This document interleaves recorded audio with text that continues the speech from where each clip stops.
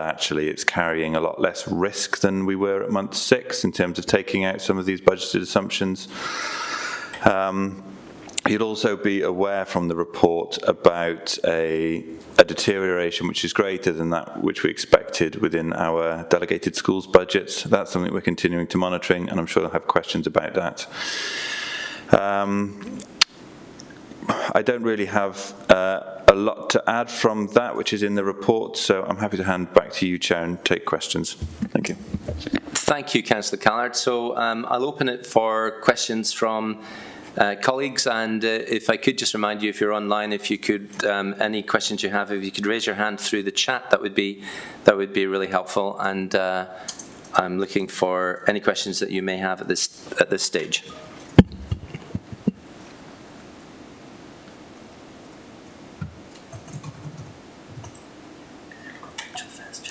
Yeah. So Rachel, Councillor Buckler. Thank you, Chair. I'm Councillor Rachel Buckler for the Devorden ward. Thank you, Councillor Callard.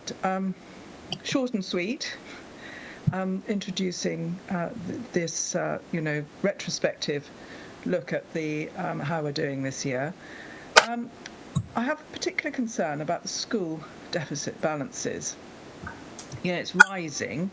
And we know that the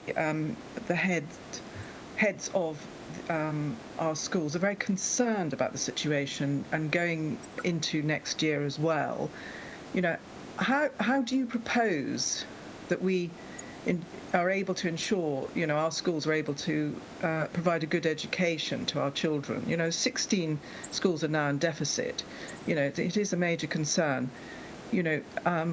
I know we're looking at retrospectively, but we ought to also see what is being done in the future. And also, a couple of other points. What are your views on the additional responsibilities being transferred by Welsh Government? It's bringing a large burden to Monmouthshire Council. Are there things that you feel that you can do to sort of change that situation? And as we're looking retrospectively, and we can see the areas there where there is overspend, what do you feel you're able to do to correct this? And can you reassure residents of Monmouthshire that you're in control of these overspends? Thank you. Thank you, Councillor Buckler. Councillor Callard. Thank you, Chair. I think it's worth pointing out at the start, you mentioned about this being retrospective. I mean, the nature of outturn reports is they are always retrospective because you don't have the data until the end of the reporting period. This reporting period is to the end of December, and we are, conducting pre-decision scrutiny here before this report's presented to Cabinet. Regarding schools' budgets, I think it's a really important area to highlight. Schools are, of course, responsible for their own delegated budgets, but we've got a number of ways that we can support them in Monmouthshire. We've got a team here which works actively with our schools to help them with their budgets. It's something that we work very closely with them on. But yeah, we're disappointed to see that that the pressure on schools is continuing. We know a lot of it is to do with additional requirements that have been placed on our schools, the continuing issues from COVID in terms of attainment and children working well in schools.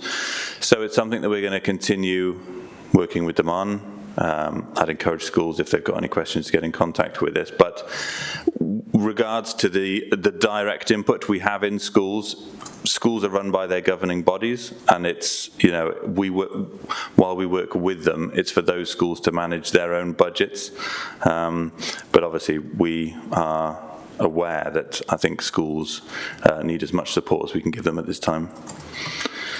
On your other questions regarding the responsibilities coming to us from Welsh Government, was that around free school meals? Is there any other areas there?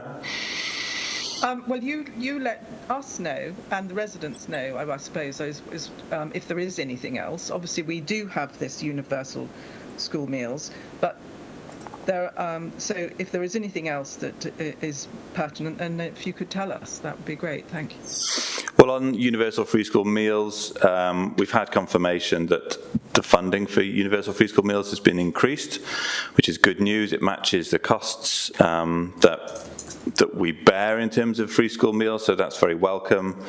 The other main area where responsibilities come over to us is in the homelessness sector, and it's probably best if I bring in the officers maybe to talk a little bit more about how we're handling in the homelessness area. I think we've got Francis. Good morning. Frances Brown, Chief Officer, Communities in Place. With regards to homelessness, we have seen a slight increase in the number of presentations of people who are coming forward and presenting as homeless, so that will have an impact on our forecasting. In addition, where we have people within temporary accommodation, we have seen an increase in the amount of repairs and maintenance that are required within the properties, which is also having an impact on the budget profile this year. Hopefully that answers the question, Councillor Buckler. Councillor Buckler, do you have any follow-up to that, or were you happy? Yes, Councillor Callard, thank you for your answers on that, and Francis as well, Francis Brown.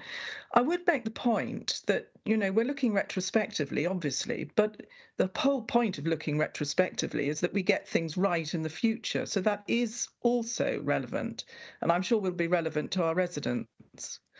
So, it's all tied up. And what about, you haven't answered the question about recovery measures, how you feel they're working, and, do you feel you're in control of these overspends? Thank you.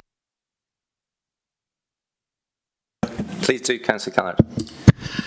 Thank you, Councillor Buckler. Regarding the overspends, we've seen overspends in many different directorate areas. It's a concern to us. It's something we keep a very close eye on. But the nature of these overspends is often where we're seeing increased demand for our services, and I think you'll appreciate the risk in these areas where we don't control the demand that comes to it, yet we're obliged to provide the service.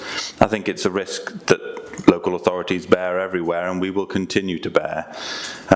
We use all the experience that we have here in order to estimate and to budget and to forecast what we think that demand's going to be. But, there are occasions where, for example, a very high-cost case may come into our local authority, which we have to deal with, and it becomes an unbudgeted cost on this council. It's going to remain a risk going forwards. I think, this is tied up a little bit with the ageing population we have in Monmouthshire, the additional care needs of that. It's got some great positives, our ageing population. We've got a really vibrant, strong communities in this council, in Monmouthshire, and we have a lot of people who do a lot of volunteering. It's really very good, but I think we should acknowledge that ageing population also comes with costs as people get older and require more domiciliary and other care. So there is a risk. It's going to continue. We're going to continue to monitor it, and I do think that we are, we're doing a good job of being transparent in terms of how we're presenting these costs as they come forwards. Councillor Callard, could I, if Councillor Buckler will allow me just to expand on that a little bit, the conditions that you're describing are conditions that this council has had to meet year in, year out. It's what would be different about the current year that would be the driver of social care and health forecast to be 3.6 million over budget. So what's different this year? Because what you've described is really the constant situation. Well, I think I would say it's a continuing trend where populations are, they're living longer. As people get older, their care needs are increasing and the cost is increasing. I think it's a trend that we're seeing. It's a long-term trend. Yes, it continues year on year, but that that doesn't mean that upward trend isn't set to continue. I can bring in Tyrone here if it helps. He may be able to shed a little bit more light on the specific circumstances that we face in Monmouthshire. Thank you, Councillor Callard. Tyrone. Yeah, thank you, Councillor Callard. Tyrone Stokes, Finance Manager for Social Care and Health. In terms of the 3.1 million, it is highlighted in summary in the report. We've got at the beginning of the year, we were given £1 million to pass on to providers for increased care fees. That ended up being more like 2.5 million. So that's a 1.5 million pound shortfall. So that explains almost half of the overspend in social care. The rest... Sorry, Tyrone, could you just unpack that a little bit? Because you covered that quite quickly, I think, for any resident to follow that. Just avoiding acronyms if you could, but could you just possibly expand that? It's okay, yeah, sorry, Chair. At the beginning of the financial year, when the Council set its budget, social care was given £1 million to passport over to providers in terms of increased fees. Increased fees can come from a number of areas, such as staffing with the increase in the real living wage and the inflationary pressures at that time. If we wind back to this time last year, inflation was sitting at 10.1% when we set the budget. However, it then transpired that the actual increase that providers required was a total of 2.5 million. So there was a £1.5 million shortfall. So that explains almost half of the overspend in social care.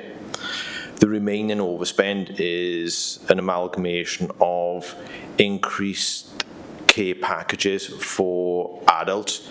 That's namely those needing to go into a care home setting. At the beginning of the year, we were supporting 268 people in care home settings.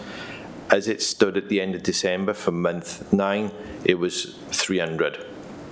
Then we've got increases towards the last quarter from month 6 when we last reported quarter 2 up to month 9, which is quarter 3, which is presented today, is pressures within some children's services packages, and then we've got a few other small odds and sods overspends within our shared equipment store, just to name one of a few. Hope that helps to break that down. It does, Tyrone, and thank you. It's not to turn this into an inquisition, but it's to understand this better that we're asking these questions. But just to clarify, you were making reference to the 3.1 million forecast. That was where we were at month 6.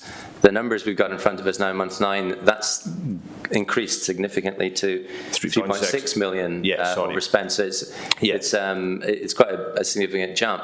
I suppose residents might well say, is it that we're not very good at our forecasting, that we underestimated what the trend was going to bring us in terms of additional costs for this year? I don't know what your view might be of that, or Councillor Callard. If you don't mind, Chair, I'll please, yeah, absolutely, first before Councillor Callard would like to come in.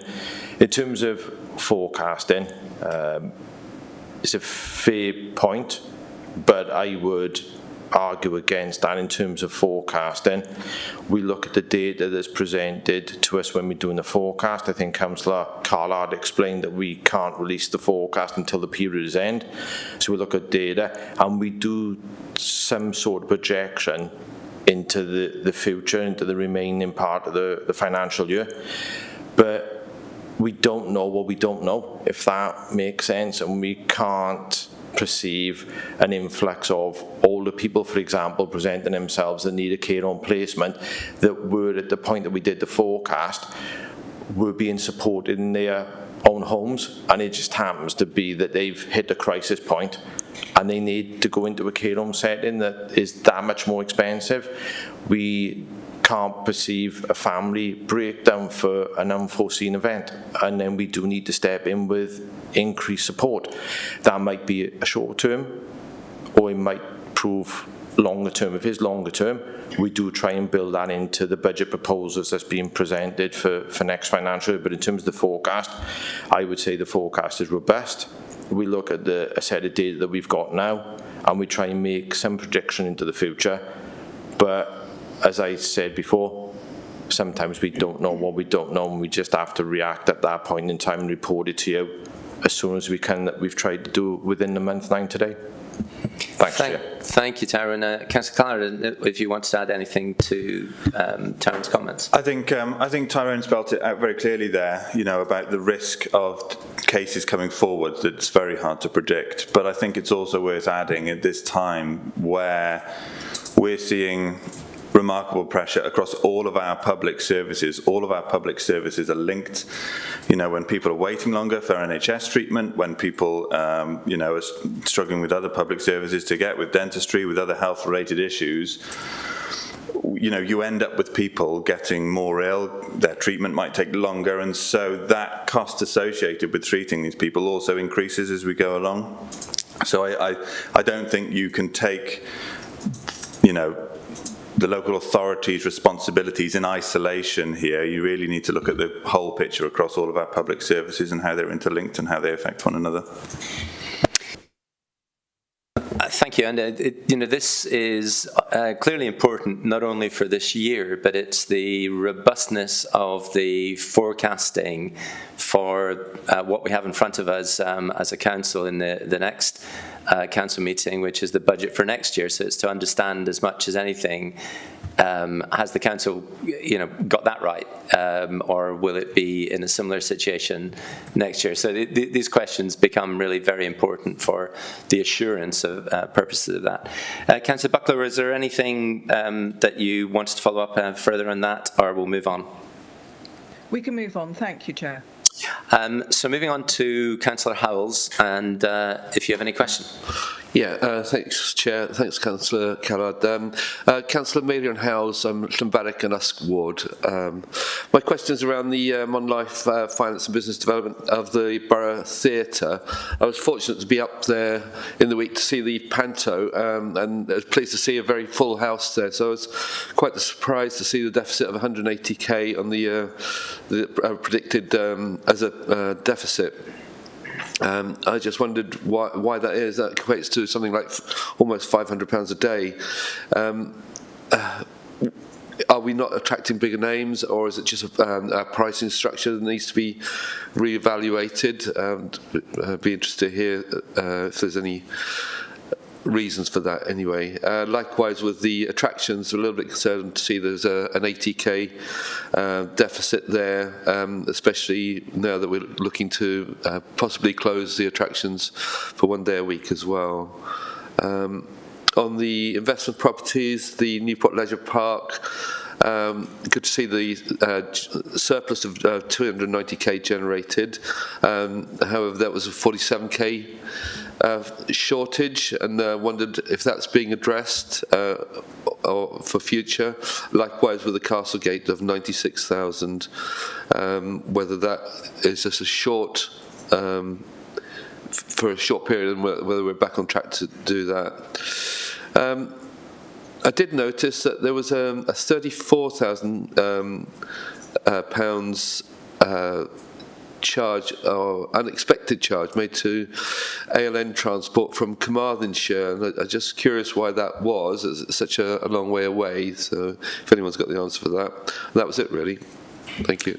Thank you, Councillor Howells, and again, over to yourself, Councillor Callard.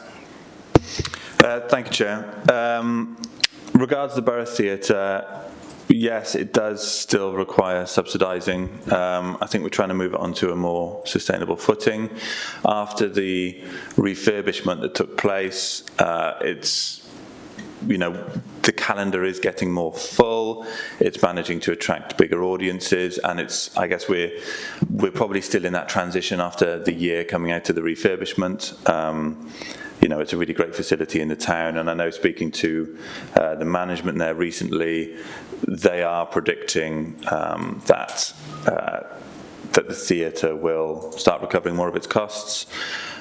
Whether it moves into a surplus, I don't think we're expecting that yet. It is a great asset. I think, regards to pricing and regards to kind of bums on seats, if you can get the right acts to come and perform, we can sell out the theatre very easily. But it's about making sure that, the theatre, when they're booking acts, has got to tread a bit of a tightrope, really, in terms of getting the right variety into the theatre, and also not taking on too much risk, whereby you have to pay, fees, which there are ways where you, for example, if you give your performer a percentage of ticket sales, it's very low risk for the theatre, but if they need a flat fee, it's very high risk for the theatre in terms of making sure they cover their costs. We've got a great team of volunteers there that also work in order to allow us to put on the performances, so it's something that's really supported by the community. But I personally hope that it can move to a more sustainable footing in future. Regarding the other attractions, I think there are some key times last year where we had some poor weather, which we didn't get the income that we wanted from them. Like you mentioned, in next year's budget, we will be reducing their opening hours in order that actually the cost burden to them of the council is slightly reduced, and we have a cost saving associated with that. But those those facilities that we provide continue to be subsidised by the council. I think as councillors, we could all probably, support the council by promoting the attractions which the council runs to our residents and to visitors, to try and make sure that we get increased footfall in there to make them cover their costs a little bit more. Regards Newport Leisure Park and Castle Gate, if it's possible, I'll bring in the officers here. Peter, do you want to come in? Thank you. Thanks, Councillor Callard. Peter Davis, Deputy Chief Executive. So in terms of, both Newport Leisure Park and Castlegate, which represent, two of our most significant commercial investments, it's probably just worthwhile just acknowledging, committee time that has been recently spent overlooking and reviewing the revised governance arrangements around the investment portfolio. And the reason I mentioned that is that the committee had line of sight to the latest performance update, which provides a lot more information and provided a lot more information that you would naturally see within the budget monitoring report. I think to the point and acknowledged, we're seeing improvement in terms of the performance both of those commercial investments, and that looks to continue and is forecast to continue through and into next year, both as new lettings are secured, and I think the committee was advised of those at the last meeting, but also as rent-free periods that have been secured with some of those new lettings, as they start to fall away, naturally those look to lead to an improved performance. So it's a good picture in terms of where it sits now, but it's one that's set to improve going into next year. Thank you.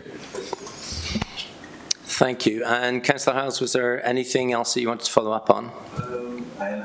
Is there anything, Councillor Carter, is there anything, as councillors we can do? Are you sort of mentioning promoting our facilities? I mean, can we as councillors, we've got connections within our own wards, so can we be promoting more?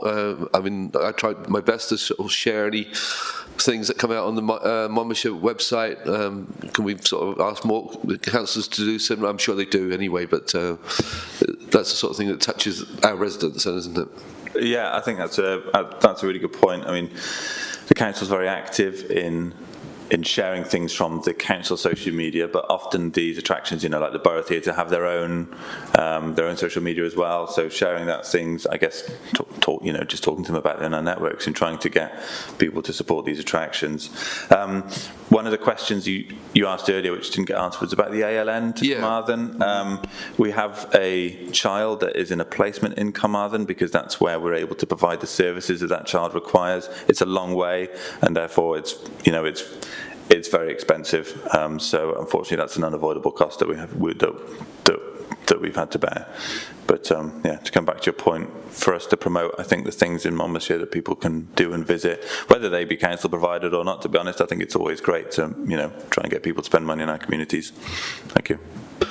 Just for if I may, Councillor House, the jargon busting side of me just wants to say ALN is additional learning needs for anybody tuning in who's not looking at these things on a daily basis. Councillor Howells. Oh, sorry, no, that was Thank you, Chair. Yeah, I just wondered, connected to your questions, Councillor Howells, that the report shows an increase, a non-anticipated increase in income for Monmouth Leisure Centre. And that's really encouraging. But at the same time, we've got a budget proposal which is to reduce hours. Now, I wonder, is there not sound reasoning here to say, well, actually, it would be counterproductive, just as we're seeing increased use? I wonder, Councillor Callard, have you any thoughts on that? I think that's a good question. But the times in the budget proposals where we're looking at closing the leisure centres slightly earlier are times when they are not busy. We've looked at the data, which is up to date, so it includes the data at this time of when the leisure centres are most used, and we're really protecting their opening times when they're being used, and also making sure that we protect that early morning session so people can use the leisure centre before work. So it's our expectation that that we won't see, a significant decline in footfall due to the slightly earlier closing times that we're proposing. Okay, thank you, Councillor Howells and Councillor Callard. And moving on to Councillor Pavia. Yeah, thanks, Chair. Councillor Paul Pavia, elected member for Mount Pleasant in Chepstow. Just looking at obviously the in-year pressures for social care, particularly adult social care, and the progress against budget savings targets. We've got a month 9, 72.3% in terms of progress against forecast. Just be interested to know what we anticipate that to come in and to come in as at end of year at this point in terms of forecast, but obviously at month 11, so officers might be have some additional information in terms of the progress on that budget saving. I was interested to read about the increase in care home placements and the rationale for that. And I heard what Tyrone said there about sort of tipping points and crisis points for individuals. Are we seeing more, is it a situation where it's short term in terms of discharge to recover and assess those coming out of hospital, or those who've potentially had a fall or an incident, that they have to go into a care home short term and their needs will be assessed there? Is it an issue of those needs have been assessed and that's the best place for them, and just trying to understand, I suppose, the crisis issues? Is it crisis for the individual, or is it a crisis for the carer and family? Because obviously particularly over the last 3 years, 4 years, over the pandemic period, a huge amount of pressure has been put on unpaid carers and family members to support individuals at home. And we know that that can be a real issue, and potentially it's not a crisis point for the individual, but it's a crisis point for the carer and the family member, that they've come to almost they're worn out and they can't manage anymore. So it'd be interesting to understand that. And finally, Chair, in terms of the children's placements, and obviously knowing that again in the report there's a challenge with sources and placements, and we've seen an increase of nearly 350,000 over the period because of the cost of placements. Are we actively rebalancing services within Monmouthshire County Council? Are we looking to take on more or register more potentially I suppose non-specialist child's placements, or is those placements, those issues presenting, are they really specialist placements, and we've got no choice other than to source from the market? Just trying to understand, are we looking to rebalance more, obviously within county, potentially within region? Thanks, Chair. Thank you, Councillor Pavia. And Councillor Callard, I'd note Jane Rogers has joined us on screen, but as you wish. So just if I could bring Jane Rogers, our Chief Officer, in regard to, I think, these questions. Jane, welcome, and if I could ask you to address what Councillor Pavia has just raised. Thank you, Chair. Jane Rogers, Chief Officer for Social Care Monitor.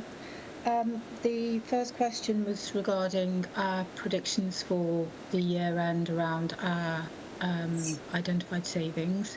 This is something that we're still working through, Councillor Pavia. Work's been ongoing throughout the year and will continue right through to year end, particularly around our review programme and our continuing care conversations with health. But I won't be able to give you any details of that other than to assure you that the work is ongoing and we will bring in whatever revised figure we end up with at year end. So there is still more work to do. That isn't the final figure. So thank you for that question. The other question was regarding why adults need to come into care, and it's a mixture of those things. So sometimes it is around a deterioration in a person's health and ability to live relatively independently in their own home that drives them into the choice around care home, and that can just be a gradual deterioration over time. Other times, yes, it is fair to say that carers and the individual between them reach a decision whereby it seems to be the right choice for that individual. We are normally talking about individuals whose care needs are such that it is difficult for both families and paid carers to continue to support. So it's a mixture of those things, Councillor. It really depends on the individual circumstances and the individual carer's circumstances. Some of it is when we make a care home placement, it's normally a long-term placement. So Step Closer to Home can be a short-term placement to aid recovery from a period in hospital. Frequently, we aim to enable that person to return to their own home. It's sometimes the case that that's not possible, and then we make a placement, but that would be long-term. So Step Closer to Home is a short-term interim period. Our placements are normally long-term.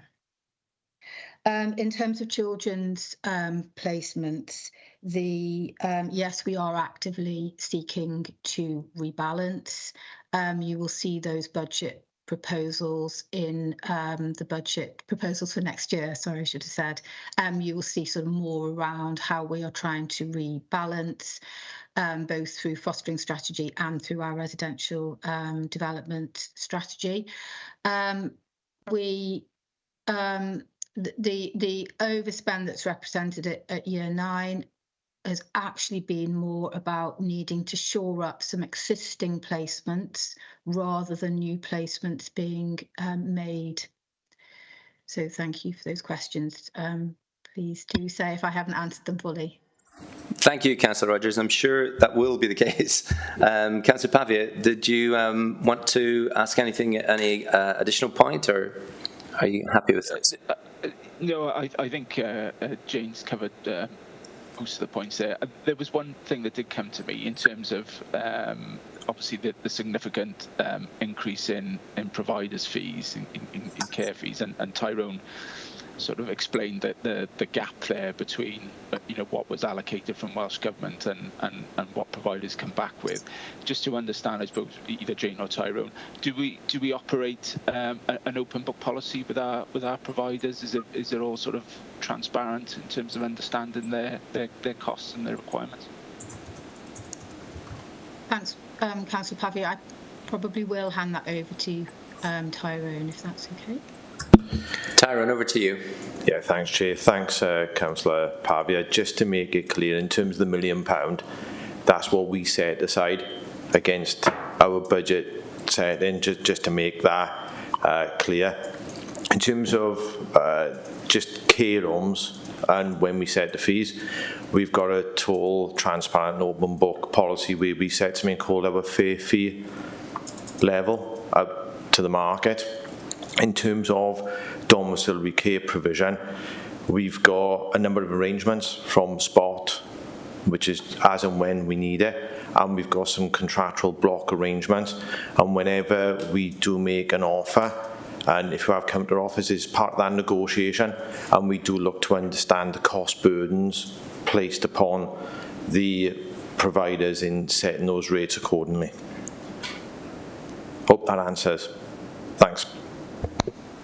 Thank you. And Councillor Pavey, are you content? Yes, thanks, Chair. Yeah, I've got just a couple of questions as I see no other hands. In the covering report at 3.1, the report sets out the deterioration in the deficit forecast for the year. So what we think the position will be by the end of March, the end of next month, as a small deterioration. And whilst I don't dispute that is an accurate representation of how the numbers add up, I think it's really important that our residents understand what's happening just slightly underneath that. As I pointed out, the month 6 numbers, the numbers that are driving this are expenditure on services. And actually, if we look at the 3 main services, the social care and health, children and young people, communities and place, it does appear, but I'd be grateful if that could be confirmed or otherwise explained, that the deterioration is not a small deterioration of the overall picture, but actually a very significant deterioration of a further £617,000 between month 6 and month 9. If that's wrong, please don't hesitate to correct the record on that. But if it's correct, it would be very good to understand what's going on there. And if you add to that the position for law and governance and resources, which are other principal back office services, if you like, they appear to have deteriorated to the tune of a further 69,000. And if you add up these deteriorations, it comes to a deterioration since month 6 of 686,000. And it does seem to me that that picture is far more relevant to the overall situation, the overall performance of the council, than what is being described as a small deterioration of 20-something thousand overall. The difference being corporate and treasury movements, financing movements, which we just cannot keep on making. We run out of road there. And so I'd really appreciate an understanding of, well, first of all, of those numbers that I've just read out. If they're wrong, please correct the record. And if they're right, surely those are the really, really key points that we need to be seeing inside this report. And if that is correct, we have a trajectory that is significantly worsening as we race towards year end. We currently, therefore, are projecting at month 9 forecast year end overspend on those services of over 5 million. But at the rate of deterioration, we move into the realms of guesswork, but the rate of deterioration, it wouldn't be guesswork. It would simply be to say, well, it would be not unreasonable to say that's going to look like 5.5 million by the time we get to the end of March. And the concern about that, of course, is that if you're going to start the next financial year at the beginning of April, already having overspent very substantially by the end of March, then the challenges that you've set out in your budget plans become so much harder. So it would be, the relationship between the current in-year performance and what you're planning on for the budget becomes completely interrelated. So I'd really appreciate if you could just expand on that, and by all means, please, correct the record if they're wrong, but confirm it if they're right. Thank you. Thank you, Chair. I think it's a point well made, actually, that we have seen a lot of pressure in our services. We've used, for our assumptions for our budget next year, we've incorporated that. So I think, when we look out to next year's budget, you talk about making sure that we don't find ourselves in the same situation. I think we've taken a view on next year based on what we've seen this year. So, we are mitigating that risk. I guess when you look at any budgets, you're going to have overspends in some areas and underspends in others, and you hope to balance it at the end of the year. We're going to balance our budget at the end of the year. We've seen a lot of pressure in our service provision. I think we've already discussed that across education and in social care, during this committee meeting. We're going through a period of transformation at the moment to try and make sure that these services are more sustainable going into the future. So, it's my expectation that this period of transformation going across our services is going to give us a more sustainable outlook into the future. But I think your original point of actually the pressure in our services is very high, and it's being offset by other means is a valid point. Could I just expand, and perhaps Peter, you want to come in on this as well? I see you reaching for the old button there. If you'd allow me just to expand on the point, I think the really important area here is the difference between our services, in which we spend the bulk of our funding, and the corporate treasury reserves and financial movements, which we can make for a range of reasons in what may well be regarded as a range of one-off activities, and separating out the trajectory of expenditure in our services is extremely important, just like in a business. To understand what that looks like, as opposed to the measures that might be taken in-house to try and balance off how much overspend we are committing in our services. So this is about understanding whether or not we will be balanced by year-end in our service over expenditure. You mentioned, Councillor Callard, that we will have a balanced budget. What is the expectation of the actual forecast over expenditure in our services, as opposed to measures that we can take in-house to try and balance those off? And what assumptions are you making for your budget about whether or not we will be in balance within our services by the end of next month? If you could look at that, please. Thank you, Chair. So I think first off, I'll just add a couple of points to Councillor Callard's previous input. I think it's just worthwhile just to sort of echo, I think, the increased governance arrangements that we put in, that point in terms of increased monitoring, but I think the work of the Financial Management Board and that bit around tempo is quite important. So whilst we are formally reporting, as we have done up and through and into this committee and Cabinet, month 5, month 6, month 9, there are there is more regular forecasting and assessments undertaken of some of our key risk areas, and that's done on a monthly basis.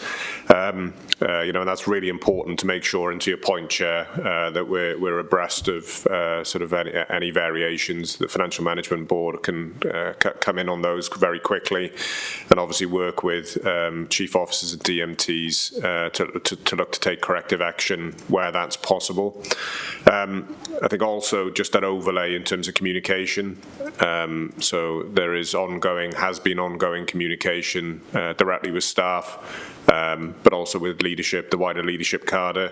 That's been done again and most recently, and again to the point of, we're in an important stage of the year. There is, and I would call it a small deterioration. We've got to recognise and take this into context on a £200 million budget. But notwithstanding all of that, there is no complacency here. And I think we've been clear about that when we've come to committee. We've had one goal, and that goal is to ensure that we return ourselves back into balance on the bottom line by the end of the year. Don't think it's probably fair at this stage of the year to probably draw a distinction between, I guess, our corporate outperformance and service overspend. Ultimately, we're trying to get to the end of the year to ensure that we have no further recourse to have to draw upon reserves. That is our mission. I think to the point of the service overspends, and you're right to highlight it, there is a direct connection here between the in-year performance and how that's coming through from month 9 and into up and into outturn. The connection between that and the budget. And obviously we've engaged in through this committee as well on the budget. You will have seen quite significantly, in fact, some of the recurrent pressures that you're seeing built into this month 9 forecast. The representation of some of those recurrent pressures, where we see those playing out next year, and that we don't have recourse to mitigate or to avoid them because they are driven by demand, complexity or otherwise. We have factored those into next year's budget proposals. You will see as the final budget proposals are brought forward now and through Cabinet on the 28th, as is always the case at this point of the year, we will take latest information.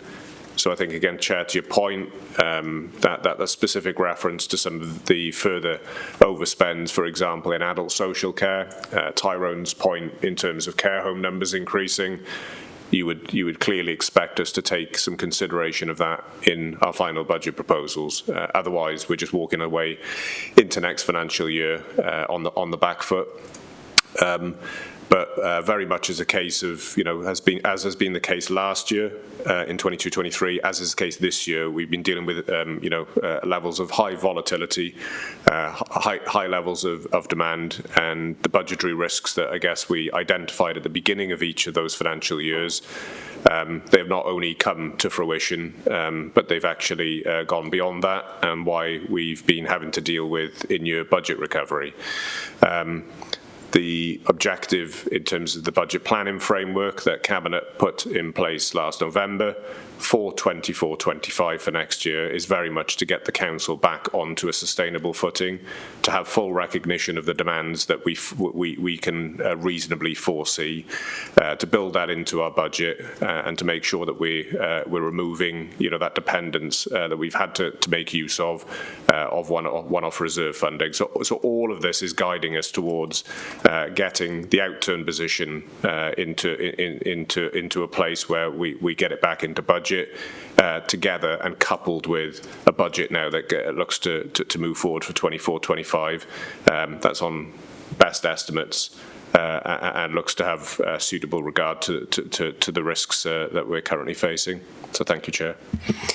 Thank you, Peter. And I think if I could, I just want to keep our focus on the point here and not broaden it too far. You've mentioned reserves, that's something that we would want to be able to draw down on. In the last report, which we looked at last month, and I quote, the report said there is now no scope for further use of reserves. And that within the previous report, it described it as it would be very unwise to use reserves. So I would imagine we can put reserves and further use of reserves completely to one side based on what we've read in the reports of the last 2 meetings. So I haven't heard any correction to the numbers that I summarised. Therefore, I'm assuming that the numbers I summarised are correct, which is that the 3 principal services that drive the expenditure within the Council by far have deteriorated by £617,000 between month 6, the previous report that we looked at, and month 9, the current report. And that the forecast overspend for the year for those services is now 5.04 million. And if you add to that the deterioration in the law and governance and resources, which, if you like, are in-house expenditure issues for residents' interests, that would take us to forecast overspend on those numbers of 5.1 million for the year end. Is that are those numbers correct? Just so we can make sure that we're all on the same page here. Jonathan.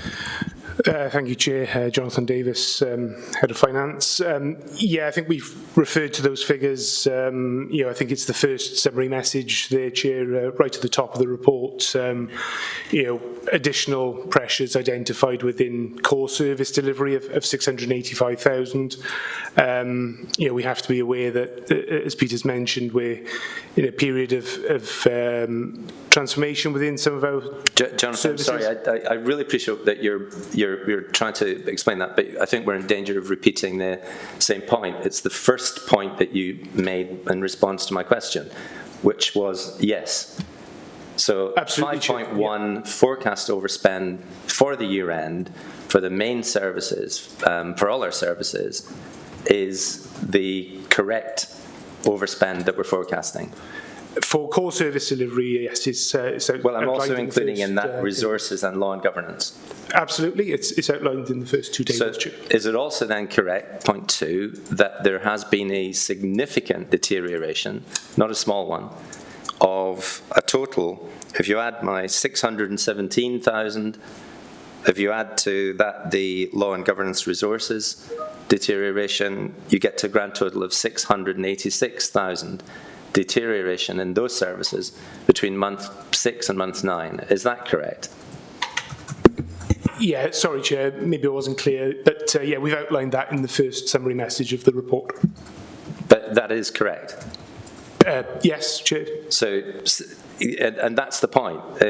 I don't know, why we would consider a deterioration in our pulling together all our services of 686,000 between month 6 and month 9 as a small deterioration. I've made that point, but it seems to me that we need to make sure that our residents do understand what's happening. So the trajectory of those services over expenditure, is it also correct that it is continuing to deteriorate as we go through this year? And there's nothing being presented in front of us that indicates that by the time we begin the next financial year in 5 or 6 weeks, that we will have turned a corner and that deterioration will have reduced, or is there something that will encourage us in that belief? Because the trajectory I'm pointing out throughout this year is actually one of a worsening, significantly worsening, deteriorating picture, not an improving one. Councillor Callard. Thanks, Chair. I think it's worth repeating that when we look at next year's budget, this trend has been taken into account. The demand, the existing demand on our services, the demand on our services we're seeing going forward has been used when we've been calculating next year's budget. So I don't think it's fair to say that we're going to go into next year predicting an overspend again, because that's, we're using the information that we've got now in order to calculate next year's budget. On the numbers as well, I think, for sure they are large amounts of money involved, but when we look, as Peter mentioned, at the overall scale of the budget, the £200 million, we're talking about a couple of percent here, and that is being offset in other movements, across our services. So yes, we have an overspend in our core services.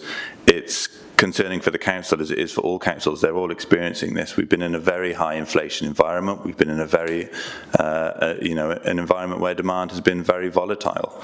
We can't dress it up and say that it's easy and it's straightforward, because it really isn't, and we know our staff are working very hard to try and make sure that we're delivering the right services to the right people while keeping this council financially stable.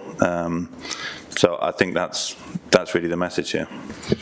Yeah, thank you, Councillor Callard. And this is such an important area, because if we lose the strong control of our finances, then it has potentially a very, very significant impact on what we can do as a council and the services that we offer. I'd never said that that you were going into next year forecasting an overspend. I don't know where you got that from. What I was asking was, have we got a continuing rising trajectory of a deteriorating financial position in our services? That was the question.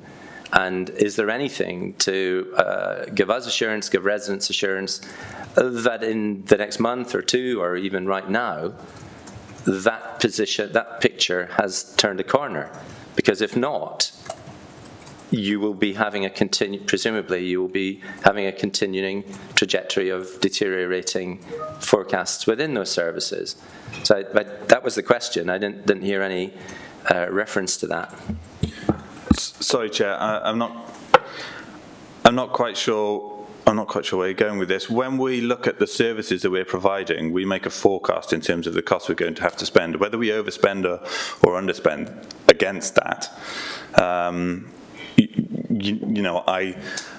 I guess explains how well we forecast what the demand might be. Now, we've talked about it already, but there is always risk with our forecasts, and we can have some very high cost cases come to this local authority, which we therefore have to support.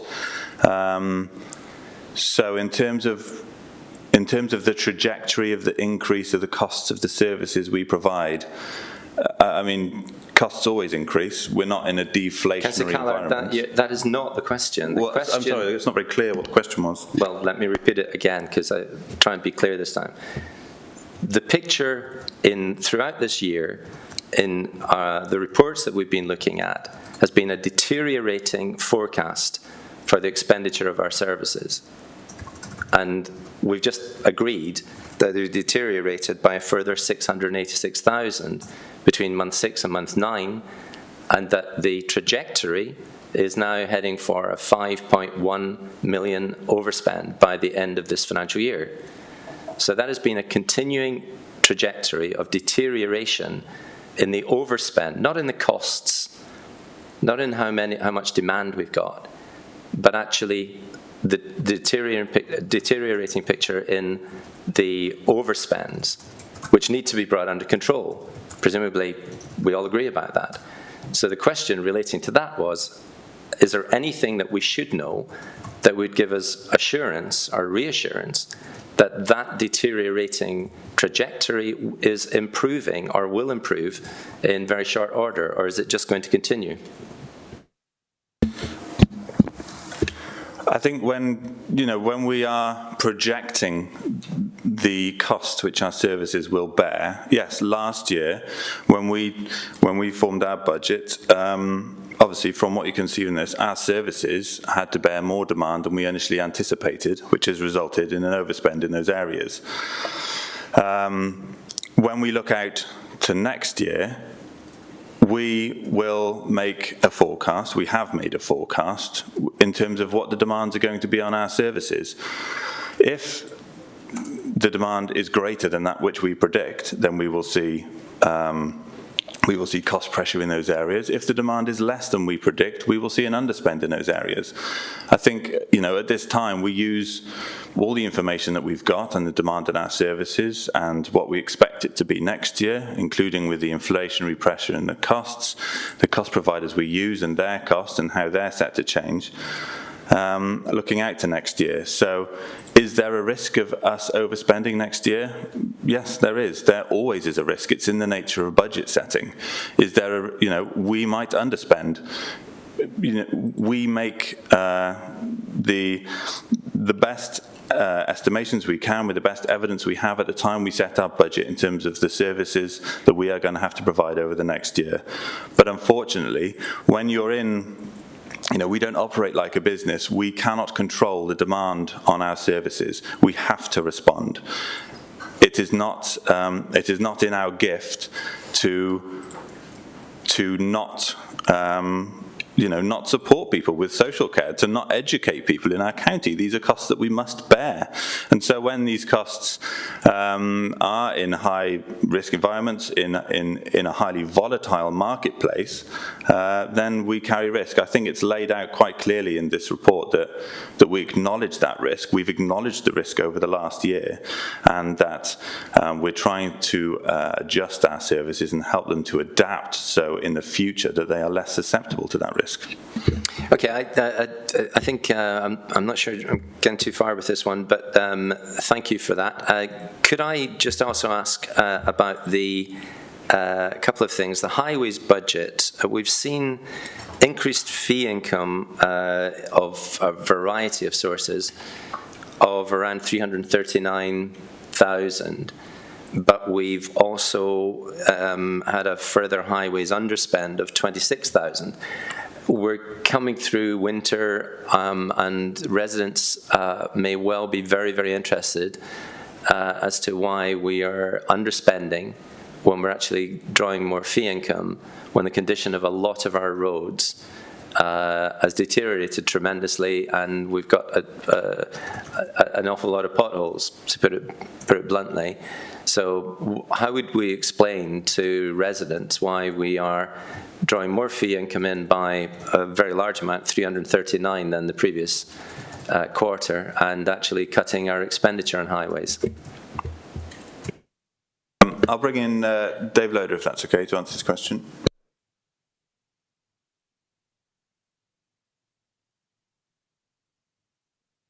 Yeah, thank you, Chair. Good morning, everyone. Dave Loader, Finance Manager from Central Finance. Yes, so there is an underspend within that particular area of highways.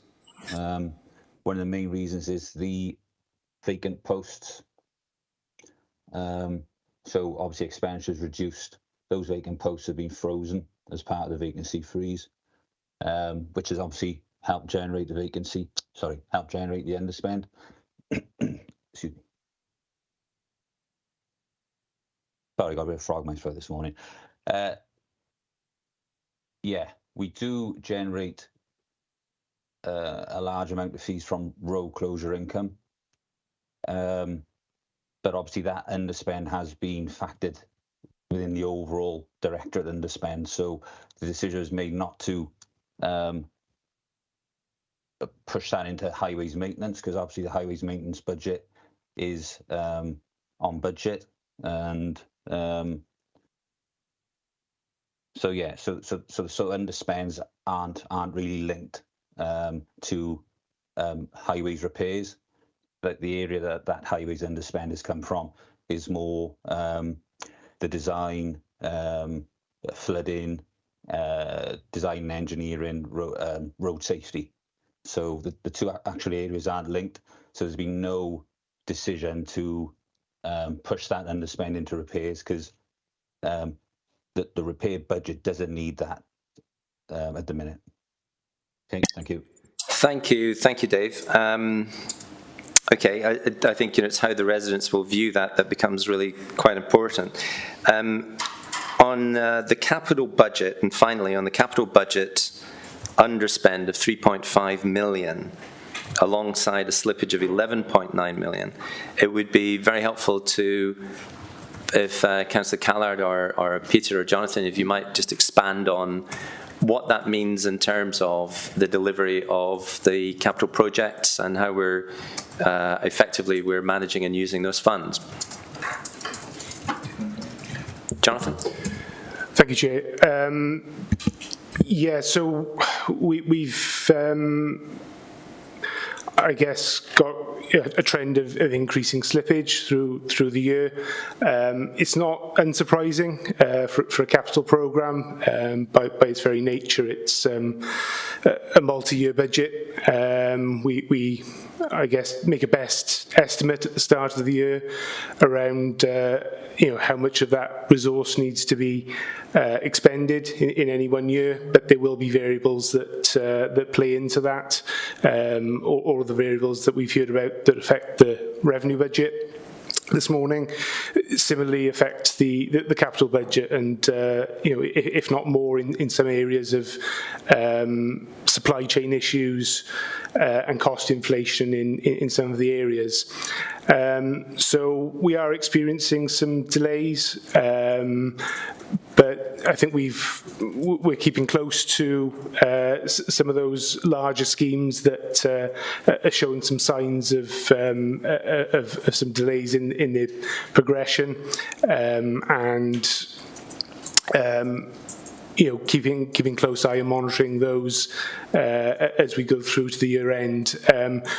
We will, as we come through to year end, make a full assessment of all of that progress across the whole programme, and take a view as to whether some of those delays and schemes that have been impacted are still viable in the current climate. So it's right and proper that we look to make that assessment now as we go through to year end. I think what is probably important just to note that whilst that underspend is a significant figure in terms of just under £3.5 million, a large percentage of that is relating to schemes which are I guess now ended and out of the programme. So 2.2 million of that was due to the asset investment fund, which has now expired in terms of that authority to go forward and make further commitment within that budget. That isn't a usable underspend for the authority. The costs of borrowing that were supporting that budget would have been met from service income, which won't be generated now with that asset investment fund being frozen. Similarly, the other large percentage of that is around active travel schemes, and I think as the programme of works has developed through the year, and we've been better able, I guess, to identify what can be achieved on the ground in terms of some of those schemes. That has identified a further underspend against that quite large budget. That is grant funded, so again doesn't provide a usable funding source to repurpose within the programme. So I think on balance then it's left just over 800,000 in terms of what I would class as usable financing, and we're looking to certainly utilise that now in more appropriate ways within the programme, and we're just finalising the full assessment of that as we speak this week. Thank you, Jonathan. And just finally, on the time slippage for the completion of King Henry School, do we have a revised time for the reopening at this stage? Councillor Callard? I think we're just waiting for that information to come through from the contractors. We expect it within the next month or so, I expect. Right, so we'll be able to advise in the next month or so? Yeah, that's the expectation. Great, thank you. Thank you, Councillor Callard. And just concluding this item, could I also thank Councillor Callard and the officers for bringing forward month 9. It's so important. We've moved in January from month 6 to February, a couple of weeks later, or 3 weeks later, looking at month 9.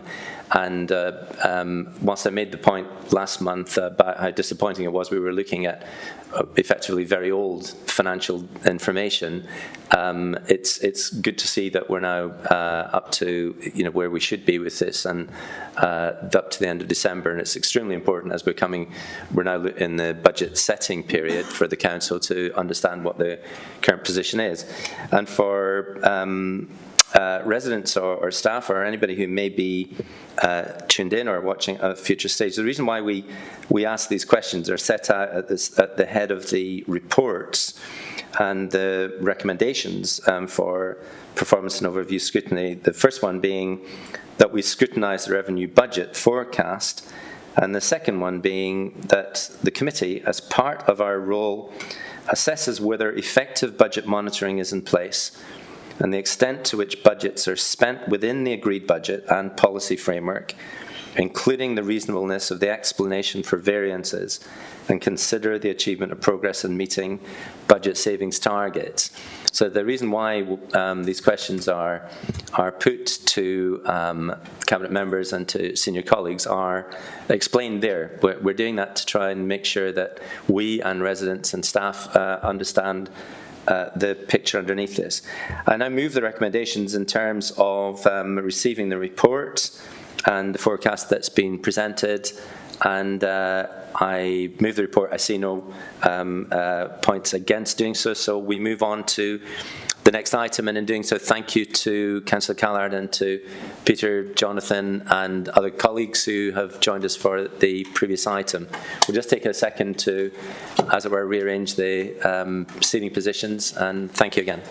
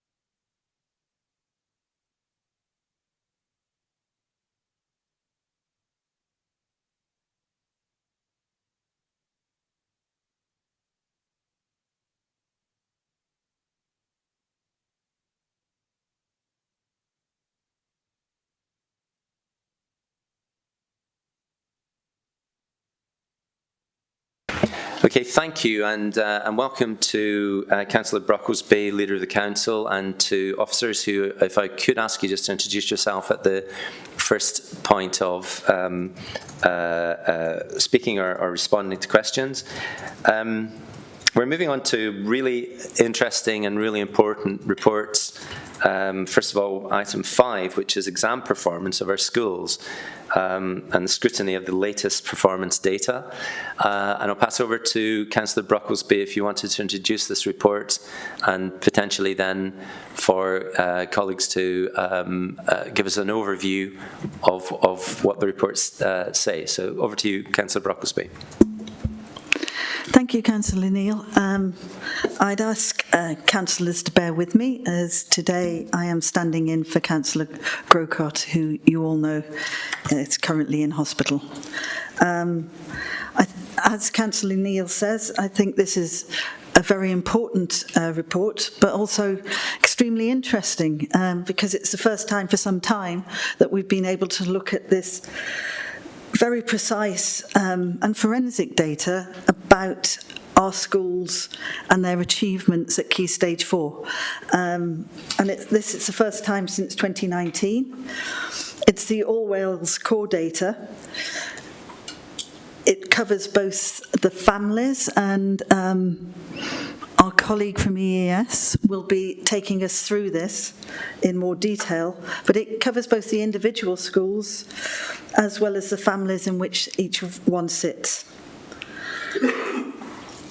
What I think is important about this data is it's the first time since the pandemic, so it's setting a baseline as we go forward. And we need to see it in that context. Don't treat it as a snapshot. Don't treat it as a definitive reporting back on the achievements of our children at Key Stage 4. See it as the starting point post-pandemic so that we can track changes over time in individual secondary schools, but also across those family and cluster areas in which each school inhabits.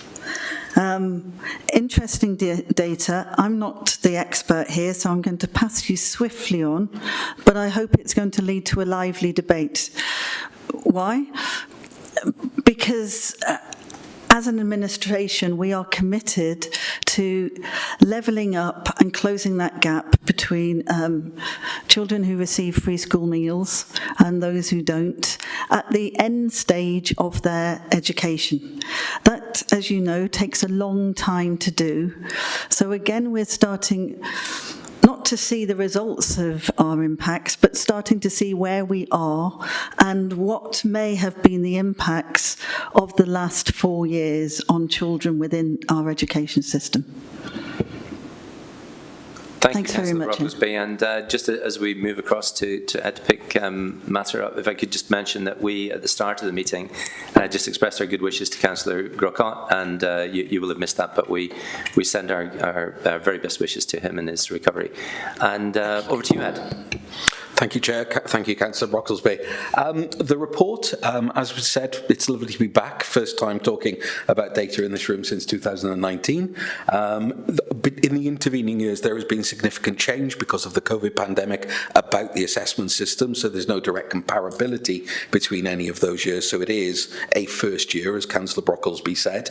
It's also important to note that it is one metric amongst many that tell you about the quality of schools, that performance. Under 3.3, it's important to note that we have not waited until now to work with schools on their summer data. LA colleagues in the AS of mine have been working with schools to look at the packs of data that they have, their own internal data. The school packs are actually 120 pages long with the charts and graphs that are in there, so it's the forensic analysis of those that's equally as important at this high-level data as well.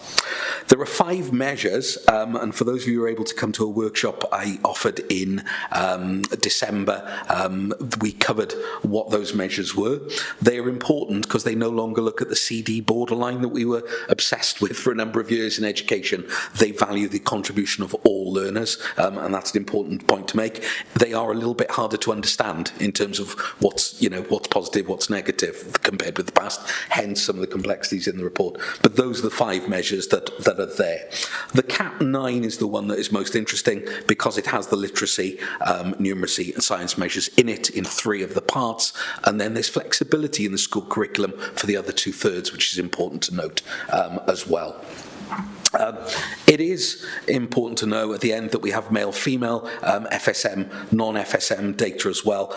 It's at school level, but I'll give you some of the local authority measures there which are important. We talked about families. That a school can be put in a family with a number of schools across Wales, usually 9 to 10 on the one that they have done now, and it's a contribution of metrics. They're the same ones as before 2019. Half of it is on free school meals, 30% on WIMD, Wales Index of Multiple Deprivation, where the learner comes from, not where the school is, 10% on special educational needs, IDPs, and 10% on language acquisition. All that happens with those metrics is that the schools are put in a rank order and grouped together with those schools with similar metrics to them. There are, across Wales, 15 English medium families, and the tables below, somewhat crudely, because I'm sure there's a better way of displaying that data, show the 4 schools where they are in the families. I couldn't list all of the schools there, but that was covered in the training.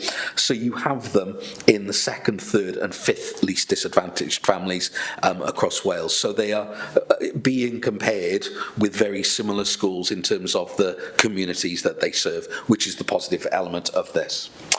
When we look at the performance, we move on to 3.12. I have done tables. They're tables from Welsh Government, so they are somewhat cruder than I'd like, but we have the data first on 20th of December. We'll evolve these for future years. And you will see the points difference for our schools compared with their family. You will probably have realised that half the schools in Wales are below that average and half the schools in Wales are above that average, because that's de facto how this system works. So, but you are striving as Monmouthshire, as a region, to have more of your schools above that average than other local authorities, effectively. That 28.8, it's an interesting one to look at Chepstow. What does it mean? And it's hard to judge what it means. It's just a number. Until you realise that the gap between every grade, so the gap between a C and a B is 6 points. There are 9 subjects across there. So all 9, if you're a grade better in every subject as a learner, you would be effectively 54 points above. So what it means for Chepstow is that every learner is roughly half a grade better in every subject than their family of similar schools. That I would call significant. The other 3 schools, whilst 2 are below and 1 are above, I would pretty much call them statistically in line with where you would expect them to be, because they are so close to their family averages. Is a useful comparator. I haven't described that on all the other elements. Could I just ask, bearing in mind residents who may well be watching now or in the future, could you just explain Cap 9? They would not have had training in this. Of course, Cap 9, and the reason residents wouldn't understand is because it's not necessarily a label or an award that is given to learners. It is a way of judging schools. It's called the Cap 9 because there was a point score in the past where a school could enter learners for 15 different subjects. The points would be added together, and perhaps there was an extent, this I'm talking a decade ago, where schools would enter learners into too many subjects that weren't for the benefit of the learner to increase their point score. So it is capped at the 9 best subjects that a learner takes. 3 of them are restricted, literacy, numeracy and science. The other 6 are open within any qualification recognised by Qualifications Wales. I think we'd see it as important that that core of literacy, numeracy, science is there, but the breadth that suits the needs and aspirations of our learners is in there as well. Thank you. Okay. That's the first measure, families. The second measure, it looks a little bit crude on this chart, but it is basically, on 3.17, a line of modelled outcome, which is less sophisticated than it actually sounds. It is a standard regression line put through every school in Wales, from 0% free school meals at the left-hand side of the chart up to 50. It's truncated on this chart. So as a school moves to the right, it is more socioeconomically disadvantaged, or the community, the learners it serves are, compared with other schools. The 4 dots represent Monmouthshire schools. There are, representing the line, all 170 secondary schools in Wales there, but those dots have been removed. But the line is as if it's throughout all 170 dots. All 4 Monmouthshire schools are, one is significantly above the line, you'll have guessed which one from the other chart, and 3 are above the line, even though they were below on the one measure, which makes me say that it's not statistically significant, them being above or below, because they're above on this measure. They're in line with expected performance, contextualised for where they are socioeconomically. 3.19 breaks it down to see what schools are doing for each third. So if a cohort of 120, I've chosen a nice easy number for myself to calculate there as an example, you would break them into 3 groups of 40, not on any socioeconomic factor, the best performing 40, the middle performing 40, the lowest performing 40, and you see where they are compared with the same in the family. You will see for the upper third, all 4 of our schools are performing above expectation. For the middle third, it's above or approximately in line. For the lower third, it is 3 fractionally below, but this is where Chepstow makes the difference in what it does. It's its lowest performing third, which makes the biggest difference to its overall, because it is ensuring the provision and the choice is right for those learners, is what I would say, so that you can see at a glance whether a school is just aiming at all its learners in terms of inclusivity or just an element. So that's quite powerful. The graph that's on 3.21 does explain the same data in a chart. The original draft ones of these had the lines of regression on, which were quite handy, but you can see the upper thirds. If it's a vertical, if the dots are aligned vertically, they are the same school. So where the upper third of learners are doing the middle third and the lower third, you'll see the variance, but you'll see that one standing out for the lowest third. When you look across Wales and all the families I've seen, the greatest variability is in the lowest third. And I think that's an important point, that our most able learners tend to do well, irrespective of provision, but our lowest third are where, and middle third to a slightly lesser extent, are where schools have the greatest impact on their performance, their outcomes ultimately. The other measures, you've got a chance to see, I will not cover them all, but you've got the literacy measure. You do see a school where the literacy measure is a little bit lower than expected, but masked on the CAP 9, which is why it's important to see these tables. We also put that 3.24 in, a table to see whether the measure is being contributed to by language or literature. If there was a particularly large gap between language being lower, we'd go, is that measure being achieved just by getting literature, but not achieving the basic of English language. I'll skip through the other slides up to 3.33. Sorry, we'll include 3.31. The A start to A is an important measure as well. I have missed as well the no qualifications as well, the 3.31. 3 of our schools ensuring every learner achieves a qualification. Further work to do with that one school to achieve that, to support them to see that every learner is achieving a qualification. The local authority aggregate data, I'll be blunt on 3.33 and say, because of the socio-economic position, you would expect Monmouthshire to be above the Wales averages on that table, apart from the no quals, where lower is better, conversely. However, from 3.35 onwards, it's contextualised again, so every local authority has a modelled position, and these tables, they're a little bit scruffy because they're pasted out of the original sets, has a difference. And the differences here are all positive or all in line, apart from the science indicator, which shows how the local authority is performing as a whole, or the aggregate of the 4 schools on those, and they are all positive. The 4.9 is 1/10 of a GCSE grade, but you would not expect big variations or big amounts above or below because it's contextualised. Just a real quick one. You slightly flew past 3.31. So 5 plus A star to A will be of great interest to residents, parents and schools. Could you just unpack that one, please? Of course. This is a legacy measure. It's been retained in the pack in that it is really an indicator for how well our most able are doing. It's similar and reflects the top third, which is the new measure for it, and it reflects that, 2 of our the differences are in percentages now, but you can see, for example, Chepstow schools A stars, 7% more learners, percentage points more learners achieving the A star to A than the family. There is one school where it is below by 4%, roughly. So you can see the variances there between the A star to A5 achieving measure for the most able. 3.41 is one chart. Obviously, the schools have a lot more data on these. They are intended to be charts over time, so with the 4 individual dots on there, they don't look the best charts to include, but they will grow over time when they become line charts in time. What you are looking for is the difference between the males in Monmouthshire and the males in Wales, males, females in Monmouthshire, and both above.